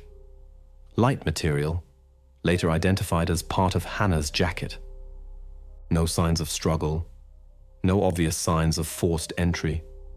Just a feeling that everything happened quickly and quietly. The house was intact, Doors not forced, windows closed. A sense of silence and order that contradicted what was happening. Forensic experts worked all night. Fingerprints were taken, soil samples collected, and neighbors' surveillance cameras seized. The report stated, no signs of forced entry inside the house. An open gate leading to the tree line was found in the backyard. No signs of violent acts recorded. But even in the absence of direct evidence, Investigator Farrell, who led the team, noted in the report, the disappearance occurred under suspicious circumstances. The likelihood of voluntary departure is assessed as low. By the morning of October 15th, the case was assigned a number, 77413. The official wording, disappearance under suspicious circumstances. This entry automatically moved the incident into a different category. Now it was not just a missing person report, but a potential criminal investigation. At 7:30 in the morning, the police announced the start of a search operation. Canine units, volunteers, and officers from neighboring precincts were brought in. The area around the Clayton house was cordoned off. The forest was combed, ravines and abandoned buildings were inspected. A checkpoint was set up at the entrance to the neighborhood to record everyone who left the area after 8 p.m. the previous day. During the first 24 hours, there were no results. No traces were found, no objects that could indicate a direction of movement. Only the silent backyard, the gate, and the camera recording where time had forever stopped at 1958. These first few hours became the point where a disappearance transformed from a personal tragedy into an investigation. Now a task force, analysts, and experts were involved. The next stage, a systematic search. And from it, the real investigation would begin, which would soon lead the police down a much more complex path than anyone could have predicted that evening. The first 12 hours after a disappearance are the most crucial. In the Clayton case, these hours became an example of how a system is born out of the chaos of urgency. By the morning of October 15th, the area around the house was cordoned off. The search zone stretched for almost 2 kilometers in both directions. The reports indicated 72 volunteers, 14 police officers, 2 canine units, and 1 helicopter with a thermal imager were deployed. Local firefighters were called in for assistance. They knew the terrain best. The operation continued without a stop. People combed ravines, the tree line, an old pumping station. They worked in a chain, meter by meter, with flashlights and dogs. Every 30 minutes, coordinates were reported over the radio, marking the areas covered. On paper, it looked like a well-oiled machine, but in reality, it increasingly resembled a search in a void. By noon, Officer Farrell filed an interim report.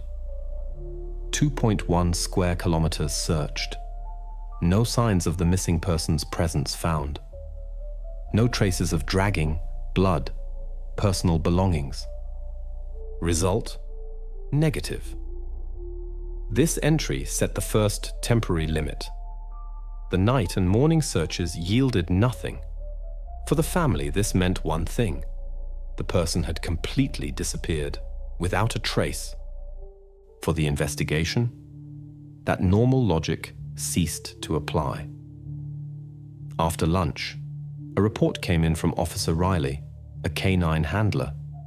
His dog, named Thor, picked up a scent from the collar of the jacket found on the gate.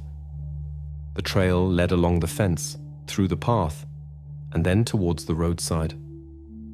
Riley noted that the dog moved confidently, without stops, without false leads.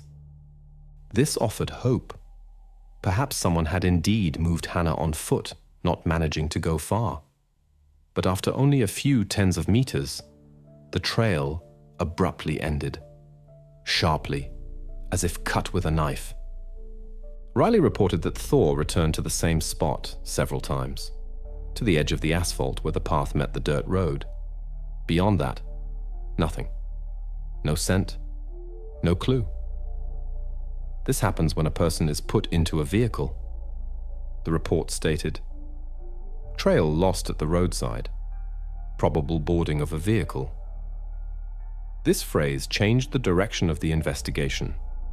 The case was now officially considered a possible abduction. From this moment, federal forensic experts were brought in. Ottawa sent a temporary support team to Sudbury. 2 hours after the trail broke off, the first shift occurred. One of the volunteers, a local forester named Boyle, noticed a strange object at the edge of the forest. It lay almost 30 meters from the road, on wet grass. In the darkness of the previous night, it would have been easy to miss. At first glance, it was just a pile of branches and rags, but the shape was too neat, as if deliberately assembled. When the area was illuminated by a floodlight, it became visible. It was a doll. Primitive.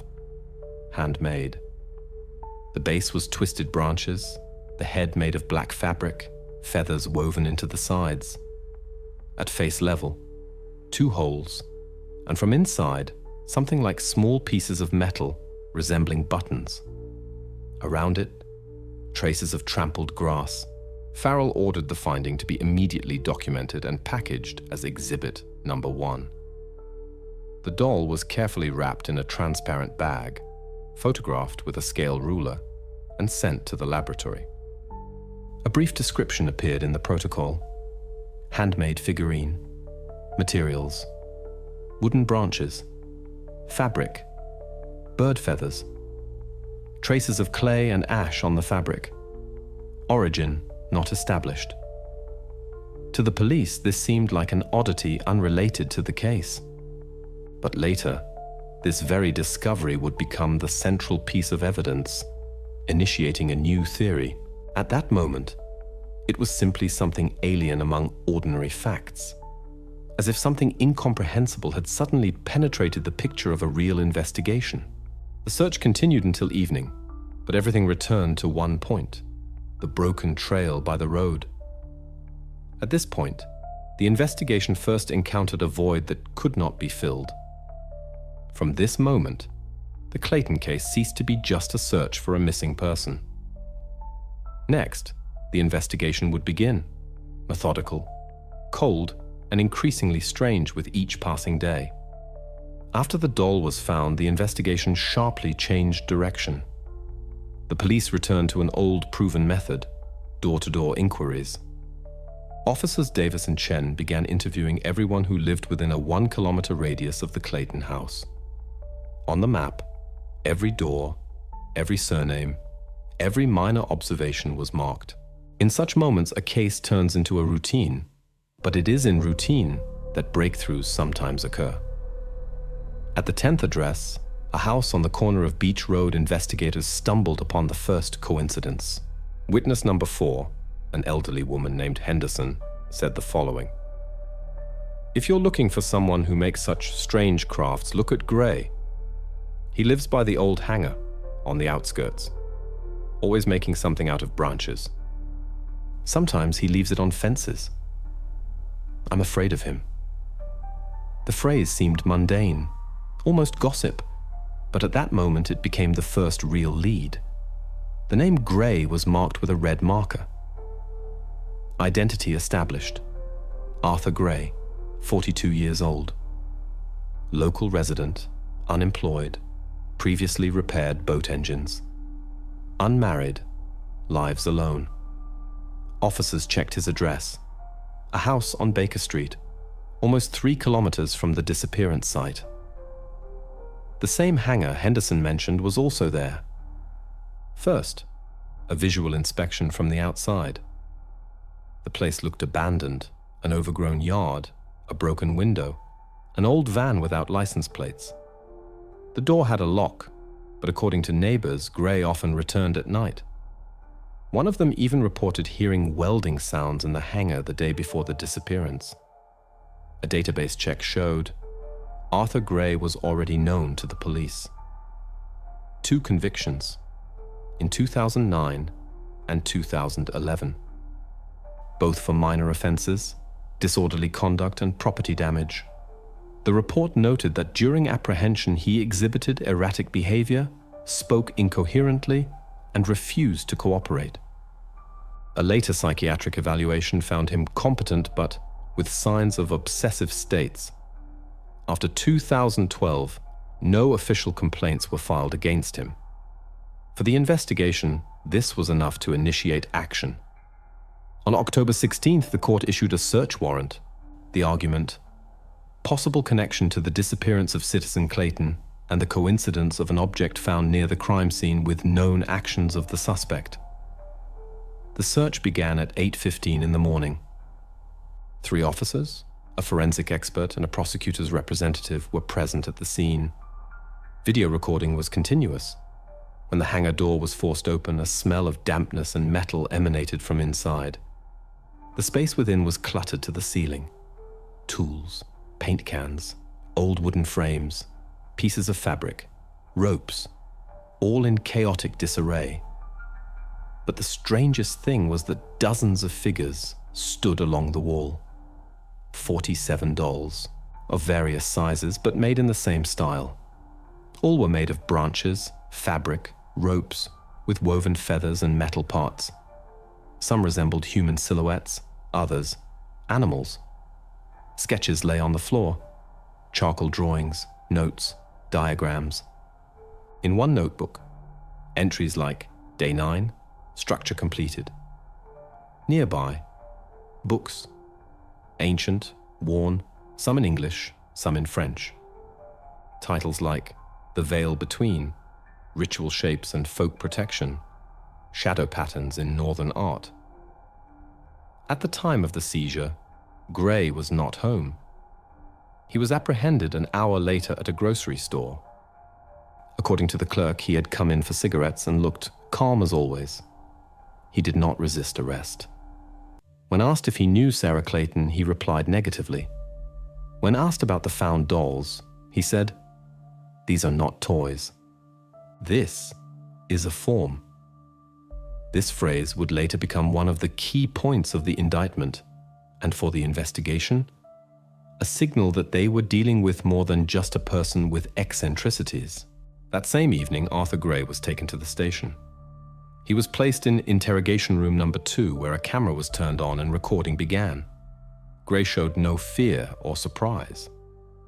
He stared at the floor and kept rubbing the sleeve of his jacket with his fingers. At first impression, a person who does not realize the gravity of the situation.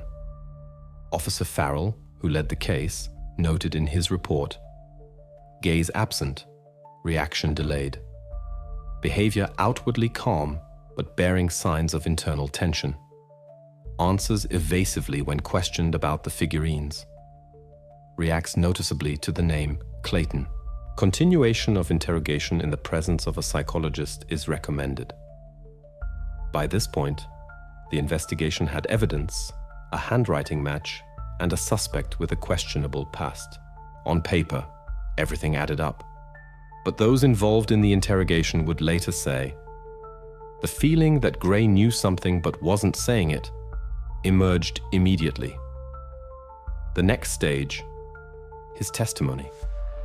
And it would change the course of the entire investigation. Arthur Gray's interrogation began that same evening.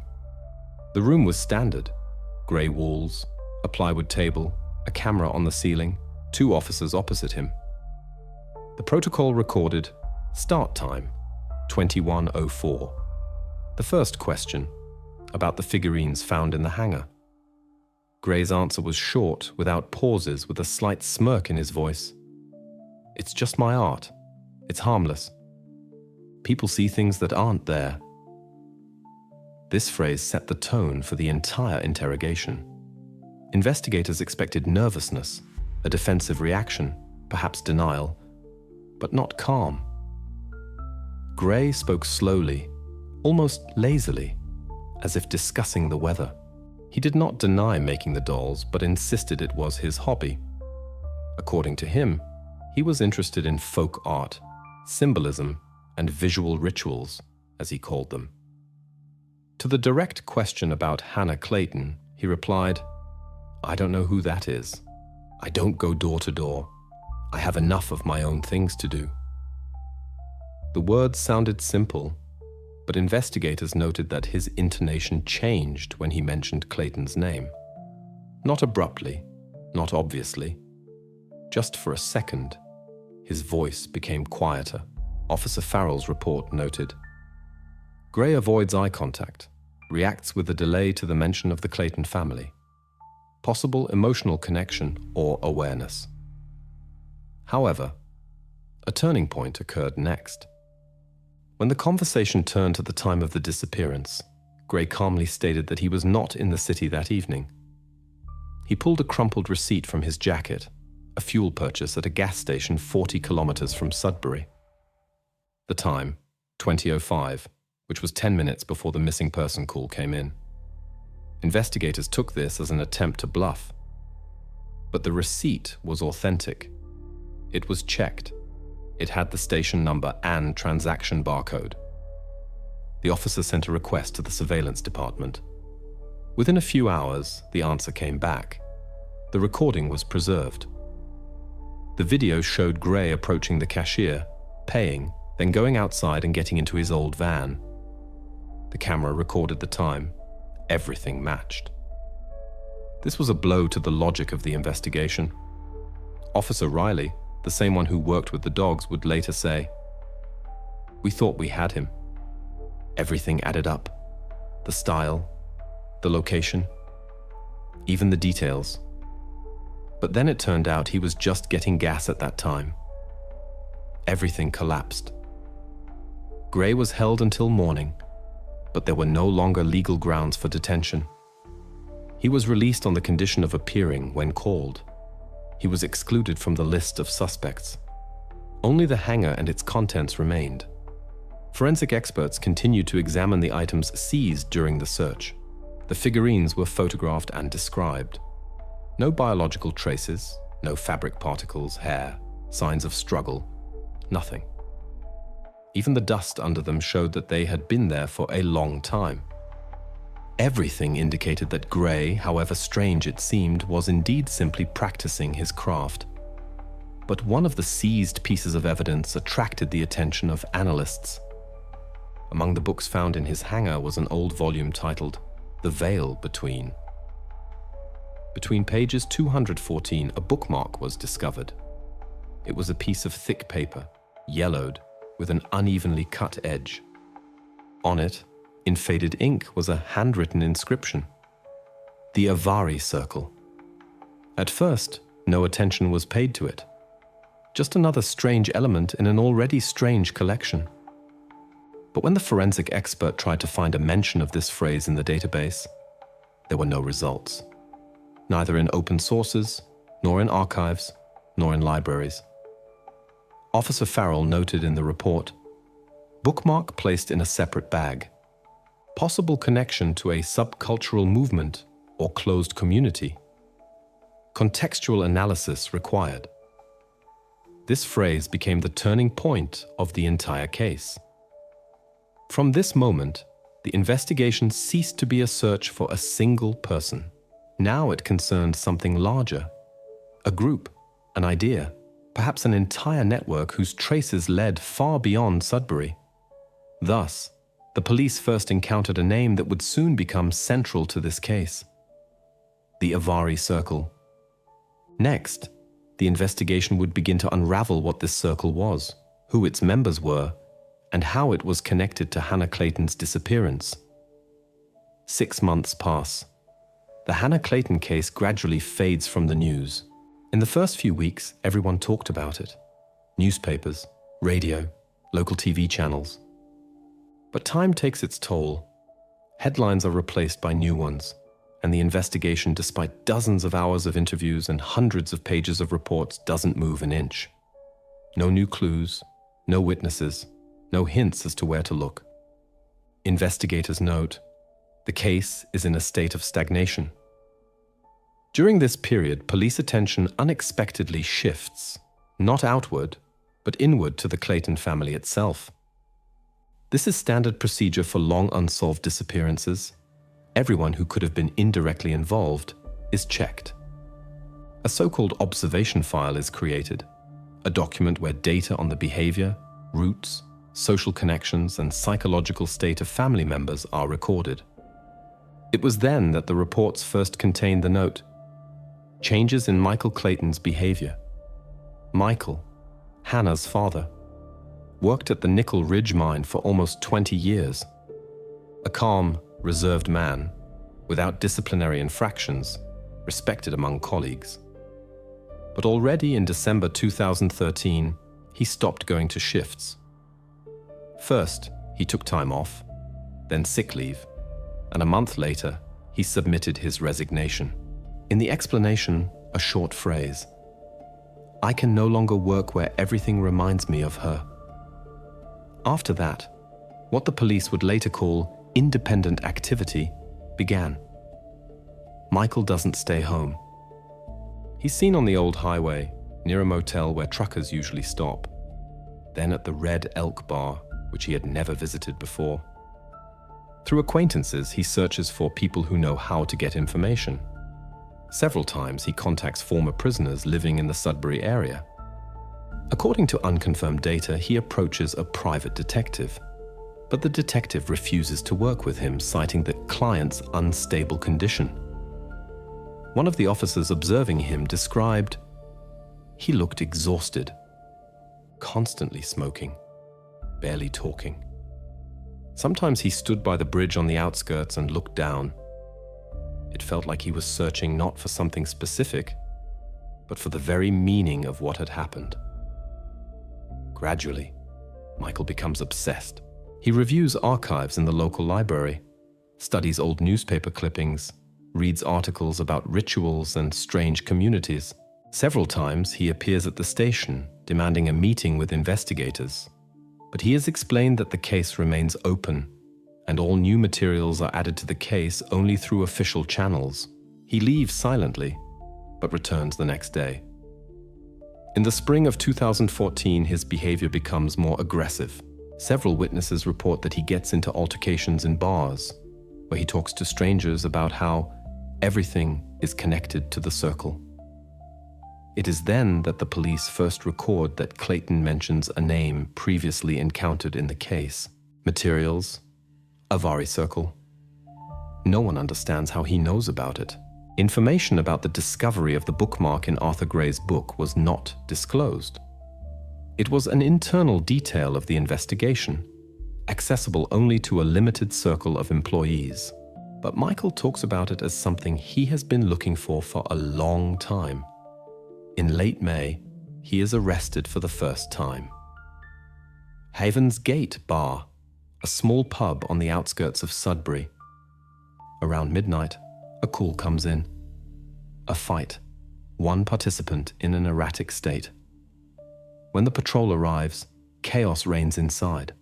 Overturned tables, broken glass, blood on the floor.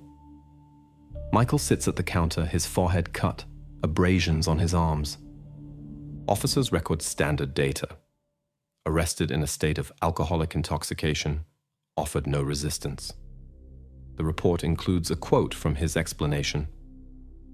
"I was looking for the circle. They are here, you see? They are watching. It's not over." When he is taken to the station, he repeats the same thing. Calmly, without hysterics, almost whispering, "Avari Circle. It's not just a name. It's them." This phrase instantly changes the investigation's attitude. Before this, the police believed that Clayton was simply unable to cope with his loss and was emotionally unstable. But the coincidence of the name forces a reconsideration of the theory. Archived documents are pulled again.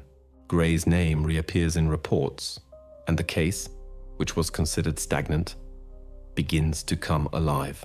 Now the investigation has two lines: the official one, with evidence and protocols, and the unofficial one, initiated by a man who lost everything, and it seems came closer to solving the mystery than anyone else. The next step, to find out what exactly Clayton knew about the circle and how he found them. A year and a half pass. By this point, the Clayton case is already classified as a cold case. Investigators have changed. Most of the volunteers who participated in the search have long since returned to their normal lives. The case files gather dust in the archive, and only Hannah's name occasionally resurfaces in the news when someone remembers old, unsolved cases. Everything indicates that the investigation has reached a dead end. But one day, in the spring of 2015, a woman walks into the Sudbury police station. Her name is not recorded in the protocol, at her request. She arrives in the evening when the shift is almost over. On the surveillance video, the woman is seen. Medium height, wearing a grey coat, hood up, face partially obscured. She approaches the counter and asks to speak to someone about the Clayton case. The officer on duty at first doesn't understand what she's referring to, but when she pronounces Hannah's name, his reaction changes. The woman is escorted to the duty room.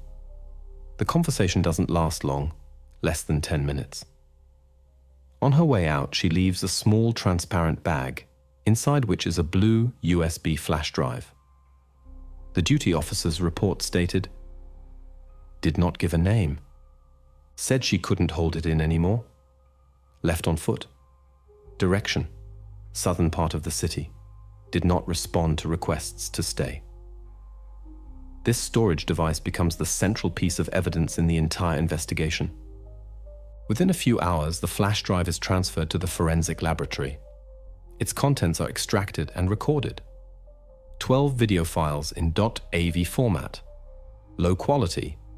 Partially damaged. Creation time. From June to October 2013.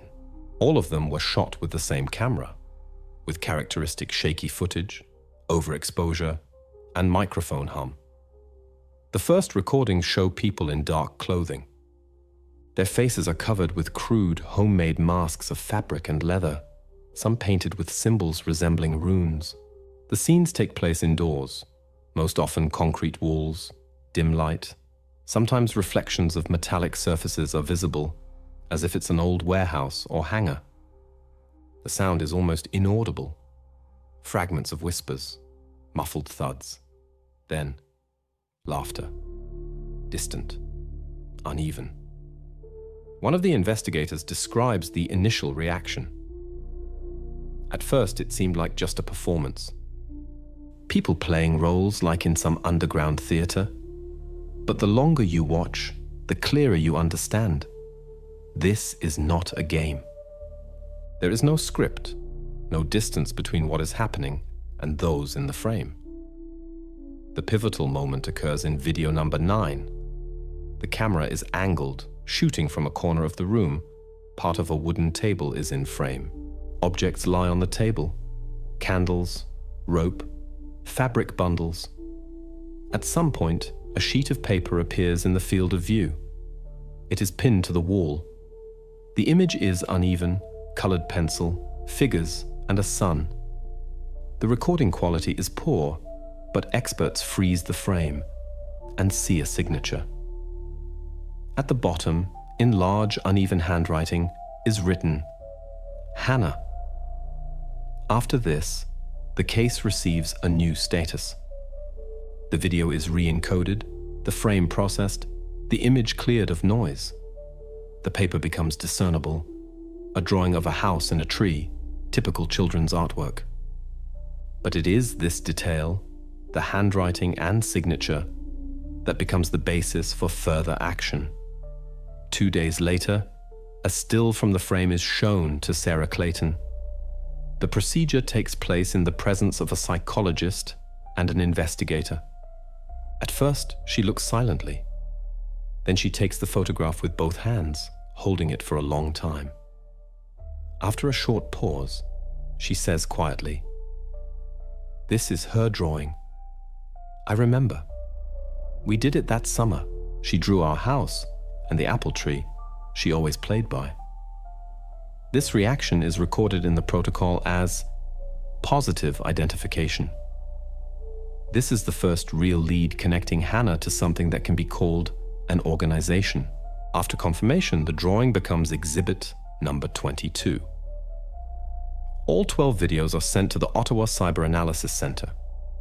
Specialists work with sound fragments, trying to isolate individual voices, phrases, noises. On one of the files, a word is heard distinctly. Circle.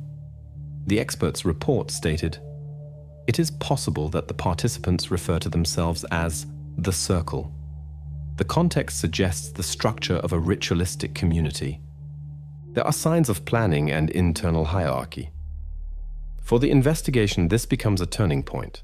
After a year and a half of fruitless searching, they finally have a tangible link between the disappearance and the mysterious name that had twice surfaced in the materials. First on a bookmark belonging to Gray, then in Michael Clayton's words. From this moment, the direction of the investigation changes completely. Now the police are not looking for a person who might have been involved in the disappearance. They are looking for an entire group. Everything that previously seemed accidental begins to fall into place. The next step, to find out who was in this circle and where these videos were filmed. When the police received the 12 video files, it marked a turning point. But even after a preliminary review, investigators understood that without professional analysis, further progress was impossible. The materials were handed over to the Ottawa Centre for the Study of Destructive Cults and Ritual Practices. The head of the department, Dr. Alvin Reed, a former professor of sociology who had spent many years researching closed religious movements. He was invited to investigations across Canada, and it was he who first gave these recordings a systematic interpretation. In his conclusion, Reed describes the group as a hybrid entity with elements of art performance, neo-pagan practices, and ideas borrowed from late 20th century philosophy. He notes that their actions cannot be classified as classical cults. There is no common religion, single god, or sacred text here. Everything revolves around the concept of transformation, personal, bodily, symbolic. They called themselves the Avery Circle, or simply the Circle. The name, according to Reed, comes from the word avarice, a Latin root meaning greedy or desiring more. The idea behind this is simple and dangerous at the same time. A person who is not satisfied with what they have is capable of crossing boundaries for a new experience. It is this crossing that lies at the heart of their philosophy. Analyzing the videos, Reed draws several conclusions. He writes that the participants use symbolism from different cultures, but without understanding the meaning, rather as theatrical elements. Masks, rituals, circles of salt and charcoal, objects wrapped in fabric. All of this is part of a staging, a visual shell through which they express their own idea of power over reality. According to the expert, their actions were not spontaneous. They had structure, repeatability, sequence. Each video is part of a cycle that has a beginning, development, and an end. The group's main thesis, recorded in the recordings and fragments of found texts, was transformation is only possible through loss. To create something new, the old must be destroyed. Reed calls this the rhetoric of symbolic destruction. According to him, many modern radical art groups use a similar philosophy, but here the level of seriousness was different. If for artists it is a form of expression, then for the Circle, a way of acting. And this already went beyond art. Further video analysis revealed an important detail. In 4 of the recordings, the same person appears, whose face is partially visible through a slit in the mask. After digital stabilization and physique analysis, the video evidence expert concluded the probability of a match with a specific person from the database is 92%. This person was Julian Cross, 34 years old, a resident of Sudbury, an installation artist. Julian was known in the local art scene. He participated in exhibitions, taught at the College of Visual Arts, and organized performances in industrial settings. His works were often described as aggressive and conceptual. He said that art should frighten and awaken. Several years ago, his project was shut down after audience complaints. One participant was injured during a performance. Information about Cross was quickly confirmed. He indeed had his own group of like-minded individuals. Among them were two permanent members, an artist named June Larson and a former photographer, Lewis Patterson. They often filmed videos of their projects, held meetings in abandoned locations, preferring secluded places where no one would interfere. Dr. Reed, commenting on their activities, emphasized, "These people are not insane or cultists in the usual sense. They sincerely believe that through art, the boundaries of reality can be rewritten. And this makes them far more dangerous than fanatics, because they act out of curiosity, not fear." After the expert's conclusion, the police officially recognized the Avery Circle as an active organization potentially linked to Hannah Clayton's disappearance. Based on the collected data, the Criminal Investigation Department initiated surveillance of Julian Cross and his immediate circle.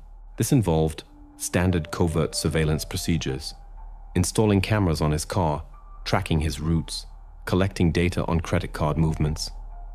Cross lived in an old house on the outskirts of the city, in an area where neighbors rarely paid attention. During the day, he worked in his studio, and in the evenings, several times a week, he would drive somewhere. These trips became the first link in a new line of investigation. Now investigators knew who to look for, and most importantly, what exactly lay behind this name, which had remained a mystery for over a year. Next, they had to find out where Cross's nocturnal routes led and what exactly his circle was doing after Hannah's disappearance. After Julian Cross's surveillance became constant, investigators decided to expand the radius of observation. Now his closest associates, Larson, Patterson, and David Nash, were also under control. The latter of them almost immediately attracted the attention of the surveillance team. Nash was silent, withdrawn, and rarely seen in public. According to documents, he was listed as Cross's assistant in preparing art installations, but he had no permanent employment. He lived on the outskirts of the city in his aunt's house and often drove away in an old pickup truck without license plates. His routes were chaotic, but one thing was constant: the road into the forest north of Sudbury, in the very area where Hannah had disappeared a year and a half earlier. At first, operatives thought it was a coincidence. The area was large, and many townspeople went there for fishing or simply out of town. But soon the pattern became obvious. Nash appeared there too regularly. Surveillance recorded his trips 2 or 3 times a week, almost always in the evening hours. One day, his pickup truck stopped on a dirt road, approximately 3 kilometers from the point where the police dog's scent trail had once ended. To document his behavior, a hidden camera was installed that day. The recording shows Nash getting out of the car, taking a long bundle wrapped in black fabric from the truck bed, and heading deep into the forest. 20 minutes later, he returns, without the bundle. This episode became the basis for requesting a search warrant for excavation. The documents were processed urgently. The next morning, under the supervision of forensic experts, a team of 6 people went to the site. The report stated, excavation of soil to a depth of 0.5 meter, 3 by 3 meters square. The earth was firm, damp, smelling of decay and gasoline, the characteristic smell of old forest roads. 2 hours later, a shovel hit something hard. Soon, the very bundle was extracted from the earth. It was soaked, the fabric saturated with dirt. Inside, a wooden box wrapped in rope. It was carefully opened in the laboratory. The contents were recorded and photographed. Animal remains, presumably a cat, several branches, a piece of fabric with symbols, and a glass jar with black liquid. On the lid, a carved knife mark resembling a circle with 4 lines radiating from the center. All of this were typical elements of ritualistic actions, but they had no connection to the Clayton case. No hair, no fabric fragments, no DNA that could be linked to Hannah were found. Nevertheless, This discovery made a strong impression. It confirmed that the Avari Circle did not just call itself a community of artists, but actually practiced ritualistic actions. Within the group, there were their own symbols, their own codes, and apparently, a distribution of roles. Experts described the contents of the box as artifacts of a symbolic purification ritual. In their opinion, the buried objects were intended to contain energy or bind participants. Such actions are characteristic of initiation rituals. If this was indeed such an act, it meant that the group existed even after Hannah's disappearance. During interrogation, Nash explained his trips simply. He said he went to the forest to collect branches and photograph nature. When shown the recording, he replied that he was just getting rid of old installations. He claimed that the box contained items from an exhibition, failed experiments. But the investigators didn't believe him. Too many coincidences. Location, time, behavior. Nevertheless, legally, there was not enough evidence. All the items were ritualistic, but not criminal in nature. The law does not prohibit a person from burying a cat or carving symbols on a tree. The investigation was again in limbo. Investigators understood that Cross and his group were close to the truth, but left no direct evidence. Their every move looked like a carefully planned game, either theatrical or religious, or simply a way to hide something more serious. After this episode, surveillance of Avari Circle members was intensified. Control was now round the clock. The police began covert wiretapping, recording meetings, routes, and connections. And it was during this period that a person previously unrecorded in any files first appeared in their sights, the one whom the investigation would later identify as the key figure in Hannah Clayton's disappearance. After the setback with Nash, the investigation team's attention once again focused on Julian Cross.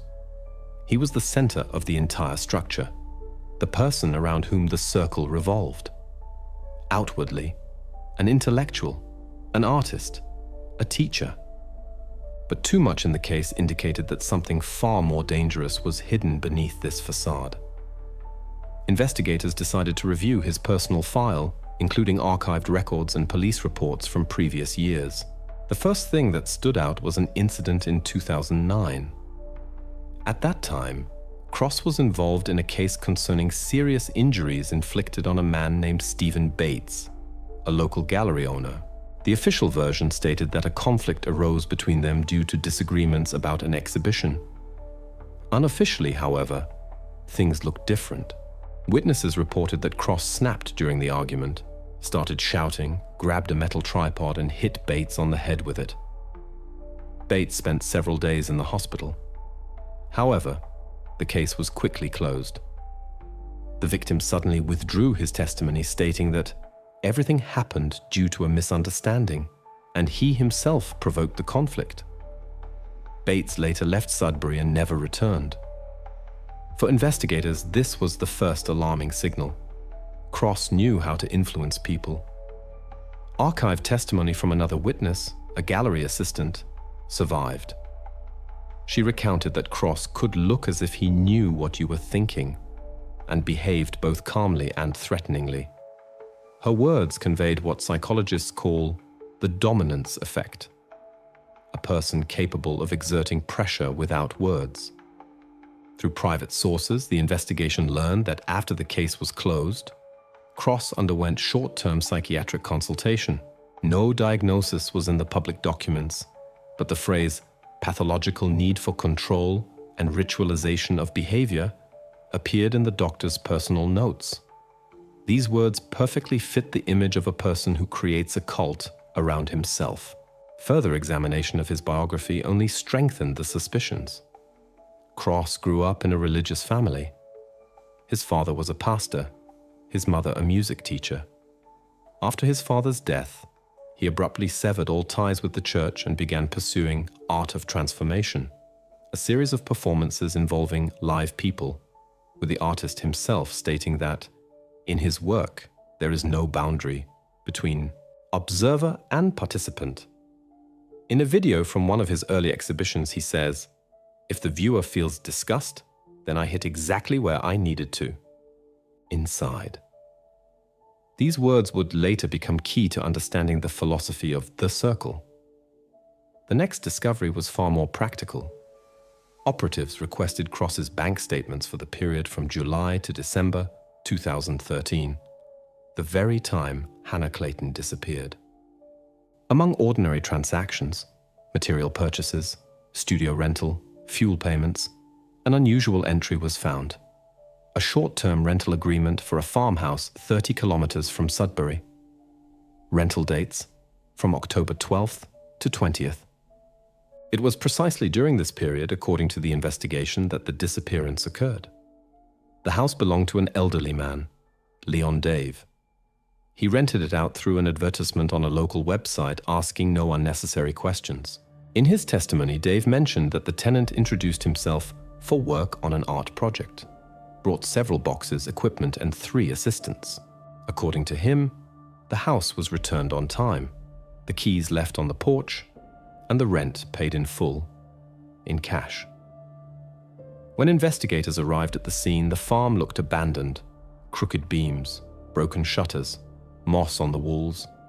Inside, empty.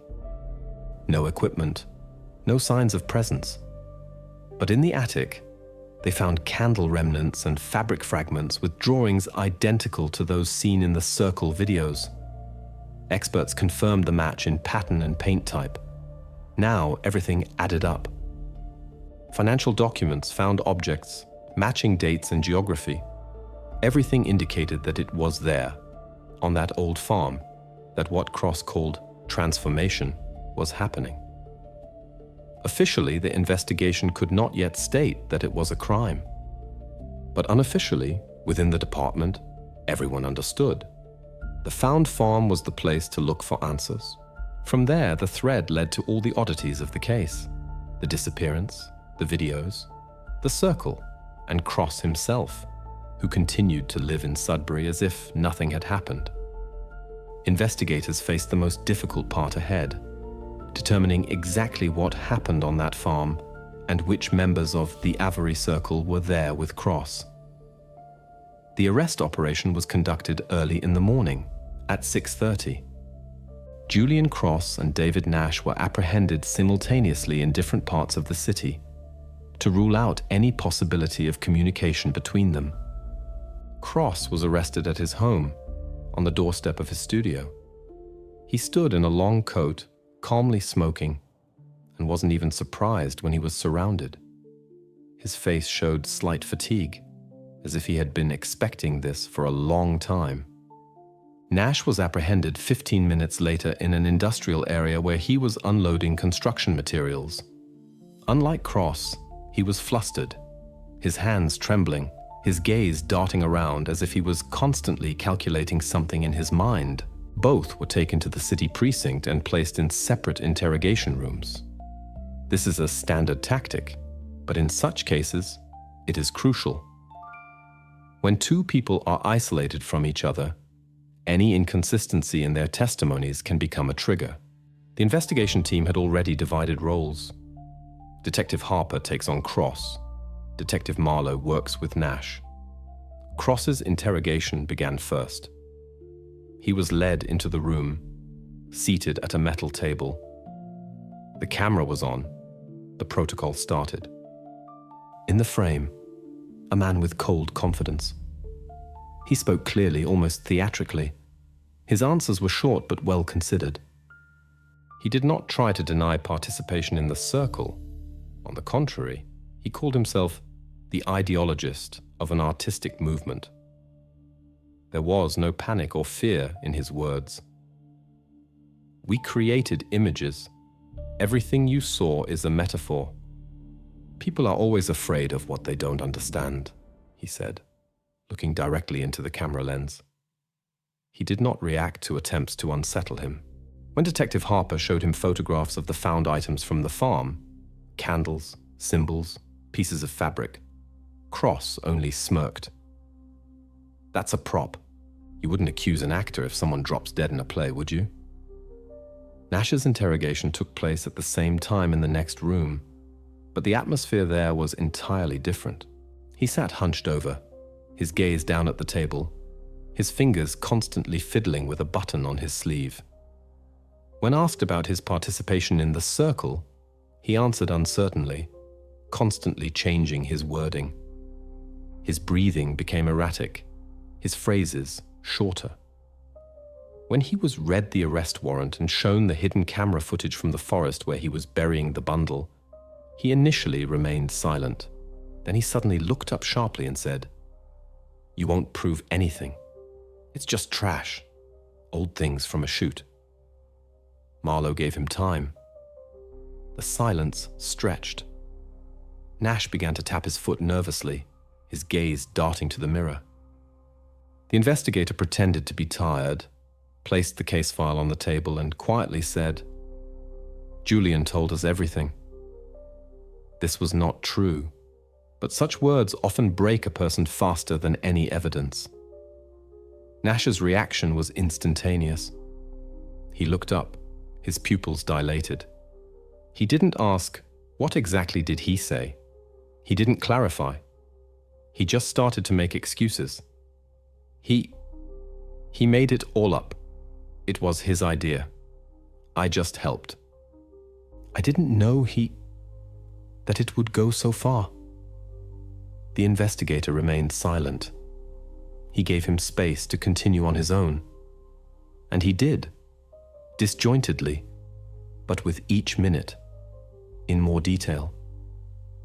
He said that the circle was not just an art group, that Julian had a program, a series of actions that were supposed to transform the participant through fear, that he often spoke of absolute innocence that needed to be sacrificed to open a new state. Marlowe took out a printed frame from the folder, the same drawing found in the video. Simple paper, blue lines, uneven lines of the sun. He placed it in front of Nash. "Do you know whose work this is?" Nash did not answer. His lips trembled. A few seconds, and he covered his face with his hands. Quietly, almost in a whisper, he said, "Julian said that without this there would be no transition, that it wasn't for us, but for her, that through her, he would show that one could cross the line." This phrase was recorded in the protocol. The investigator noted the emotional reaction, trembling hands, rapid breathing. After a short pause, Nash asked for water. He drank half a glass and added, "He knew where to go. The farm wasn't a coincidence." He said it was a place of intersection, that if everything was done correctly, then she would go where there is no fear. The interrogation lasted another 40 minutes. At the end, Nash asked for a map and marked the plot where the house rented by Cross stood. He called it the center of the circle. At this time, in the next room, Julian Cross remained calm. When he was informed that Nash had given testimony, he merely smiled slightly and said, "David was always weak. He misunderstood everything. Everything we did was symbolic. You just don't see the meaning." But the investigation was no longer listening. Now they had a witness, direct testimony, and the place where it all began. That evening, both interrogation rooms emptied. One person remained silent. The other spoke too much. And the investigators understood. The next stop was the abandoned farm, where they would need to look not for words, but for traces. The morning at the farm was cold, foggy, as if the place itself did not want to be disturbed. The investigative team arrived there at 6:40 along with forensic experts, canine units, and a soil expert. The old house stood isolated, with a crooked roof and rotten shutters. Everything around breathed desolation. The air was thick, heavy, with the smell of dampness and iron. It seemed as if time itself had frozen here somewhere between October and November 2013. exactly when Hannah disappeared. The inspection began on the first floor. Almost no traces of presence remained. Dust lay in an even layer. Only in some places were faint traces of old shoes visible. It was unclear whether they belonged to those who lived there once or those who came later. In the pantry, remnants of candles, pieces of fabric, a burnt book were found. All of this resembled more props from a performance than actual evidence. But the group's attention was drawn to the stairs leading down. The basement was narrow and low with damp stone masonry. The flashlight beam glided over the walls, picking out empty bottles, old buckets, metal tools from the darkness. Everything was covered in dust, except for one section of the floor, approximately 2 by 3 meters. Here the concrete was lighter, smoother, without cracks. The expert immediately noted the pour was fresh, no more than a few years old. On the wall, next to this spot, someone had once left a handprint in paint, as if accidentally touched while the concrete was still wet. The team decided to uncover the floor. Perforators were brought in. The boundaries of the area were marked. Work began at 11:20. The first blows echoed dully, as if the house was sighing at being opened up. At first, nothing, only dust and cement debris. But after half an hour, the tools caught something softer than stone. Soon, beneath the layer of concrete, coarse burlap appeared, dense, embedded in the earth. Its edges were hardened, but there was clearly something inside. The operation was halted. Forensic medical examiners and criminalists were called to the scene. The area was cordoned off. Every step was documented, every centimeter photographed. The process of opening the burlap took almost an hour. Inside were remains, human, wrapped in old fabric, permeated by time. Nearby, fragments of personal belongings, a fabric bracelet, a small piece of a paper drawing, barely distinguishable from moisture. All of this was carefully placed into separate containers. The scene was quiet. No one spoke a word. Only the sound of the camera and breathing in respirators. Even those who had seen such things dozens of times felt that here, everything was different. Here, they had not simply found remains, but had discovered an answer that had been awaited for too long. Later in the laboratory, experts began their analysis. The study took several days. Everything was done slowly, meticulously. Samples were sent for DNA comparison.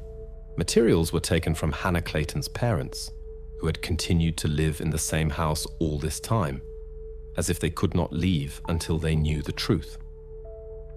The report arrived at the end of the week. In the dry lines of the document, among codes and figures, one main thing was written: 99.9% match. This meant that the found remains belonged to Hannah Clayton. From this moment, the case officially moved into a different category. It was no longer listed as a disappearance under suspicious circumstances. Now it became a murder investigation. The room where the results were read out was filled with silence. No one rejoiced or breathed a sigh of relief. The truth, which had been so eagerly pursued, brought not relief, but a heavy burden. Investigators understood. Now the most difficult part would begin, proving the guilt of Cross and the Circle, putting everything together, ensuring that this story finally received not only a conclusion, but also justice. And in the protocol, below the final line of the report, stood the date, March 2nd, 2015. The day when a period was finally put on this case, although too many shadows still remained ahead. Julian Cross was presented with the expert examination results on the same day the laboratory's conclusion was officially approved in the archive. He was again brought to the interrogation room, the same room where he had sat 6 months prior during his first conversation with investigators. Only now the setting was different. Outside, late evening, rain tapped against the glass, reflecting in the cold lamplight. On the table before him lay a folder with the report. No preambles, no diplomatic introductions. The investigator simply opened the document and said, "The examination is complete." Cross didn't look at the papers for a long time. He sat motionless, as if waiting for this information to dissipate on its own.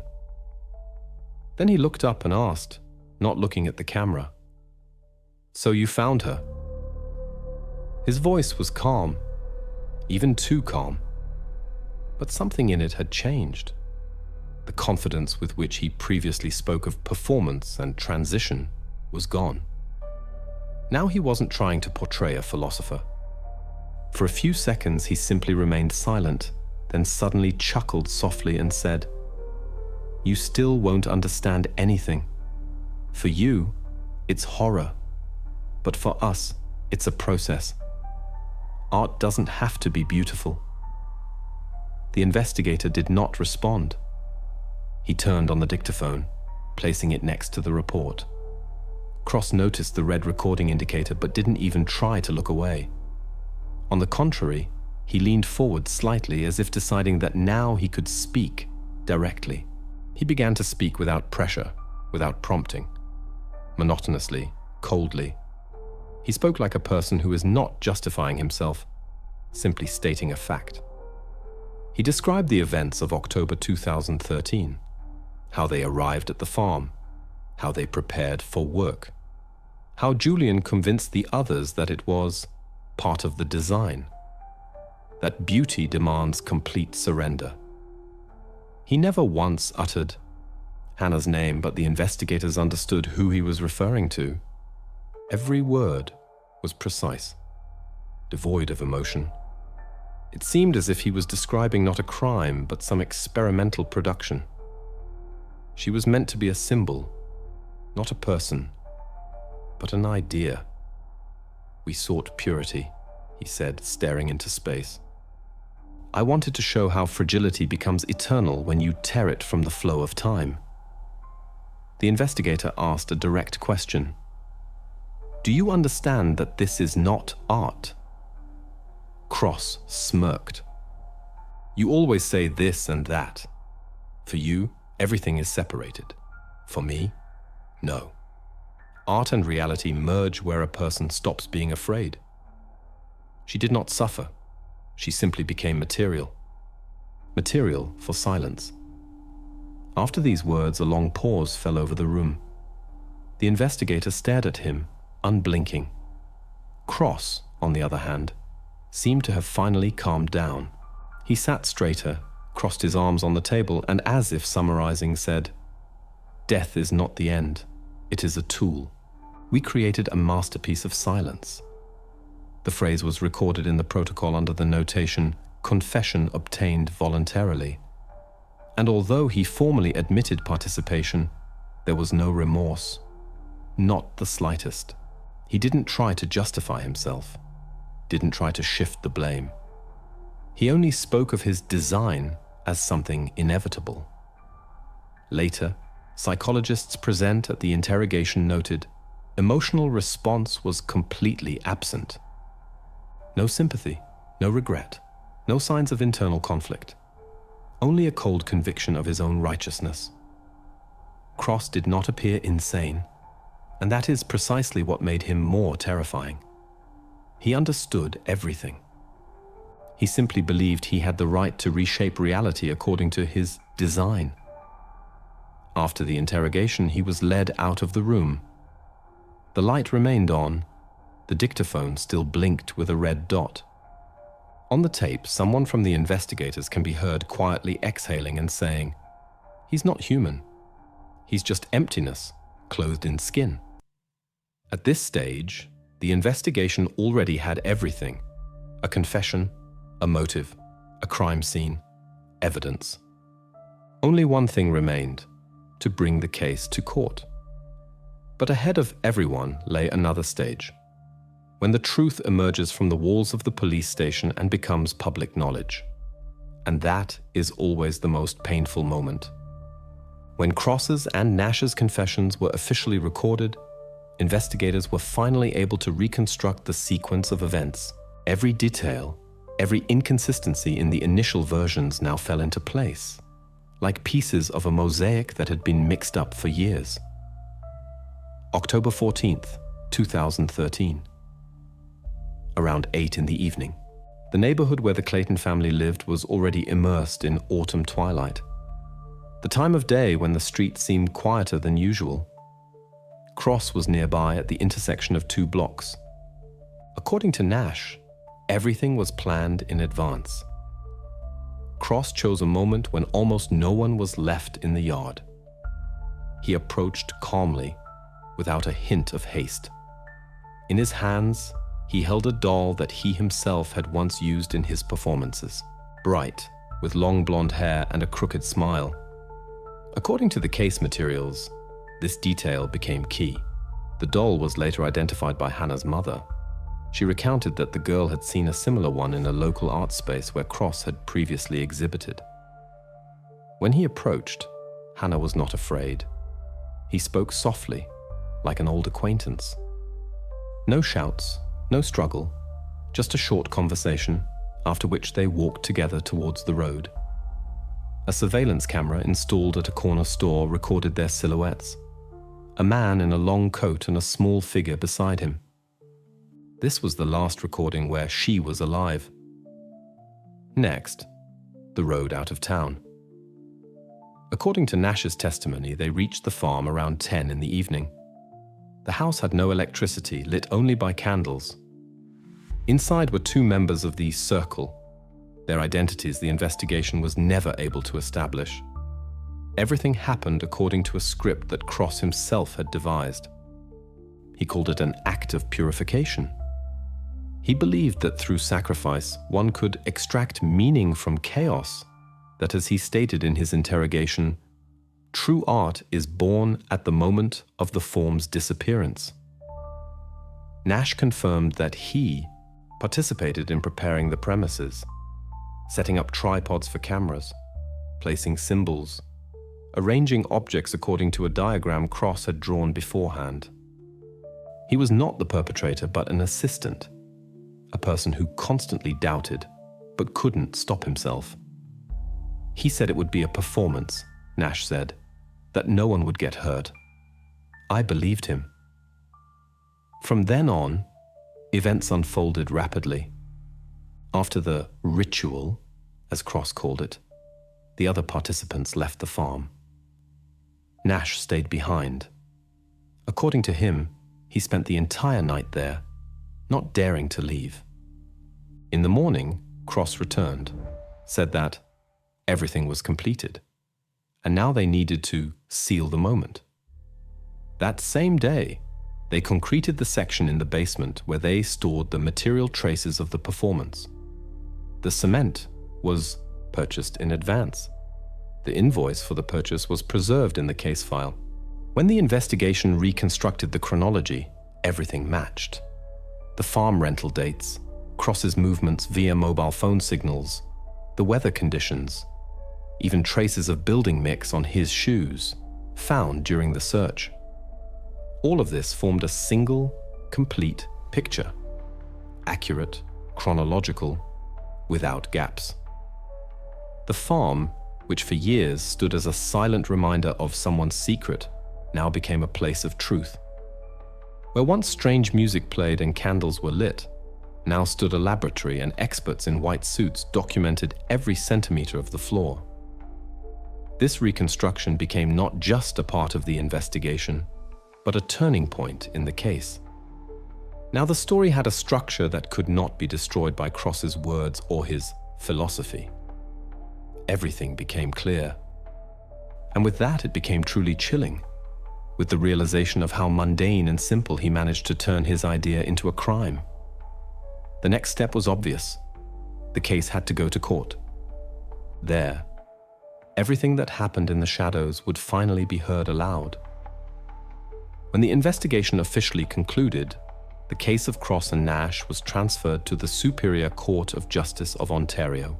This was the moment when the story, which for a long time remained in investigators' folders and laboratory reports, finally came out. Now it was discussed openly, in the news, in the press, on forums.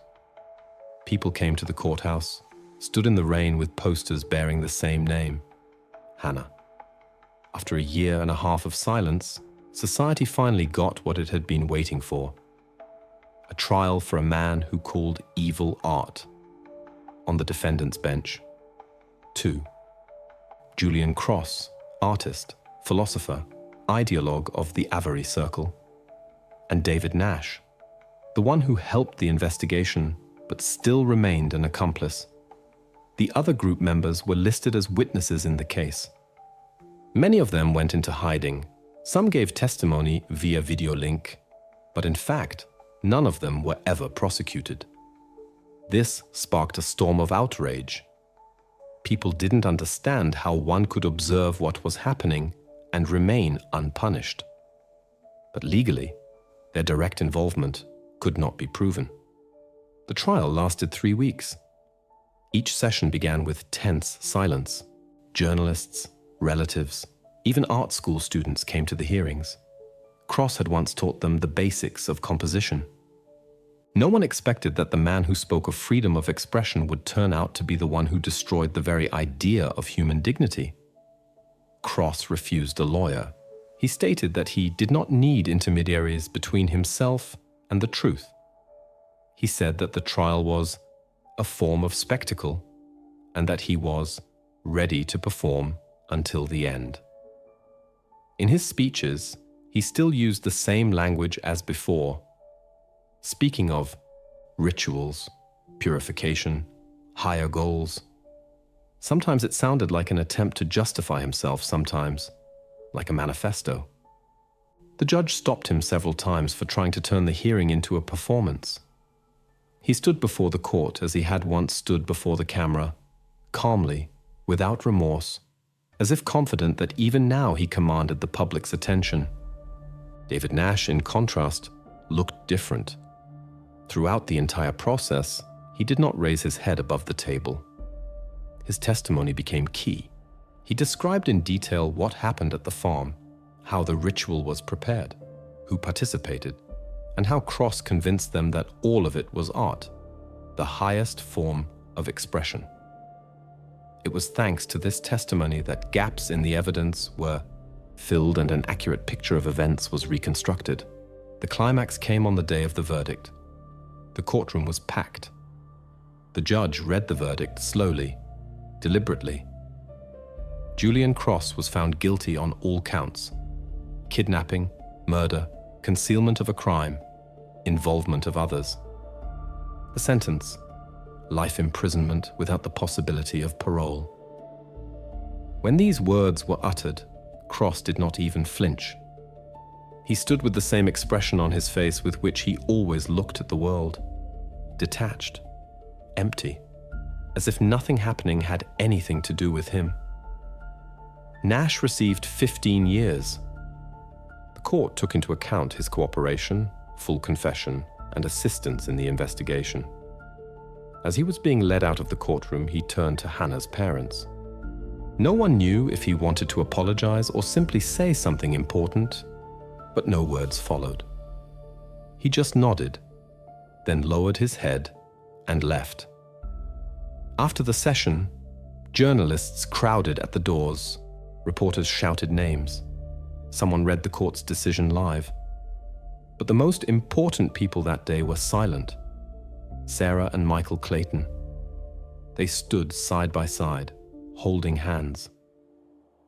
There was no relief on their faces, no victory, only weariness. With the verdict, the story didn't end, but it was then that it gained meaning. The investigation, the trial, years of waiting, everything culminated in one moment when the words "guilty" were spoken. Now, it remained to understand how to live on, in a world where justice finally caught up with evil, but did not bring back what was lost. After the verdict and the uproar that lingered in the news for a long time, Cross's case gradually faded from public discourse. But as is often the case with such stories, it didn't end the moment the judge closed the file. It continued to live in people, in fears, in conversations, in how society began to look at things it had previously ignored. Investigators, journalists, and simply concerned citizens tried to understand what happened to the other members of the Avari Circle. According to documents, none of them were prosecuted. There was insufficient evidence of direct involvement in the crime, but that didn't mean they went unpunished. After the trial, their names became public. The internet quickly did its job. Photos, profiles, interviews from past years spread across forums. People wrote angry comments, gathered petitions, organized protests outside their homes. Several members moved to other provinces. Some changed their surnames, and one of them, according to unofficial data, left Canada.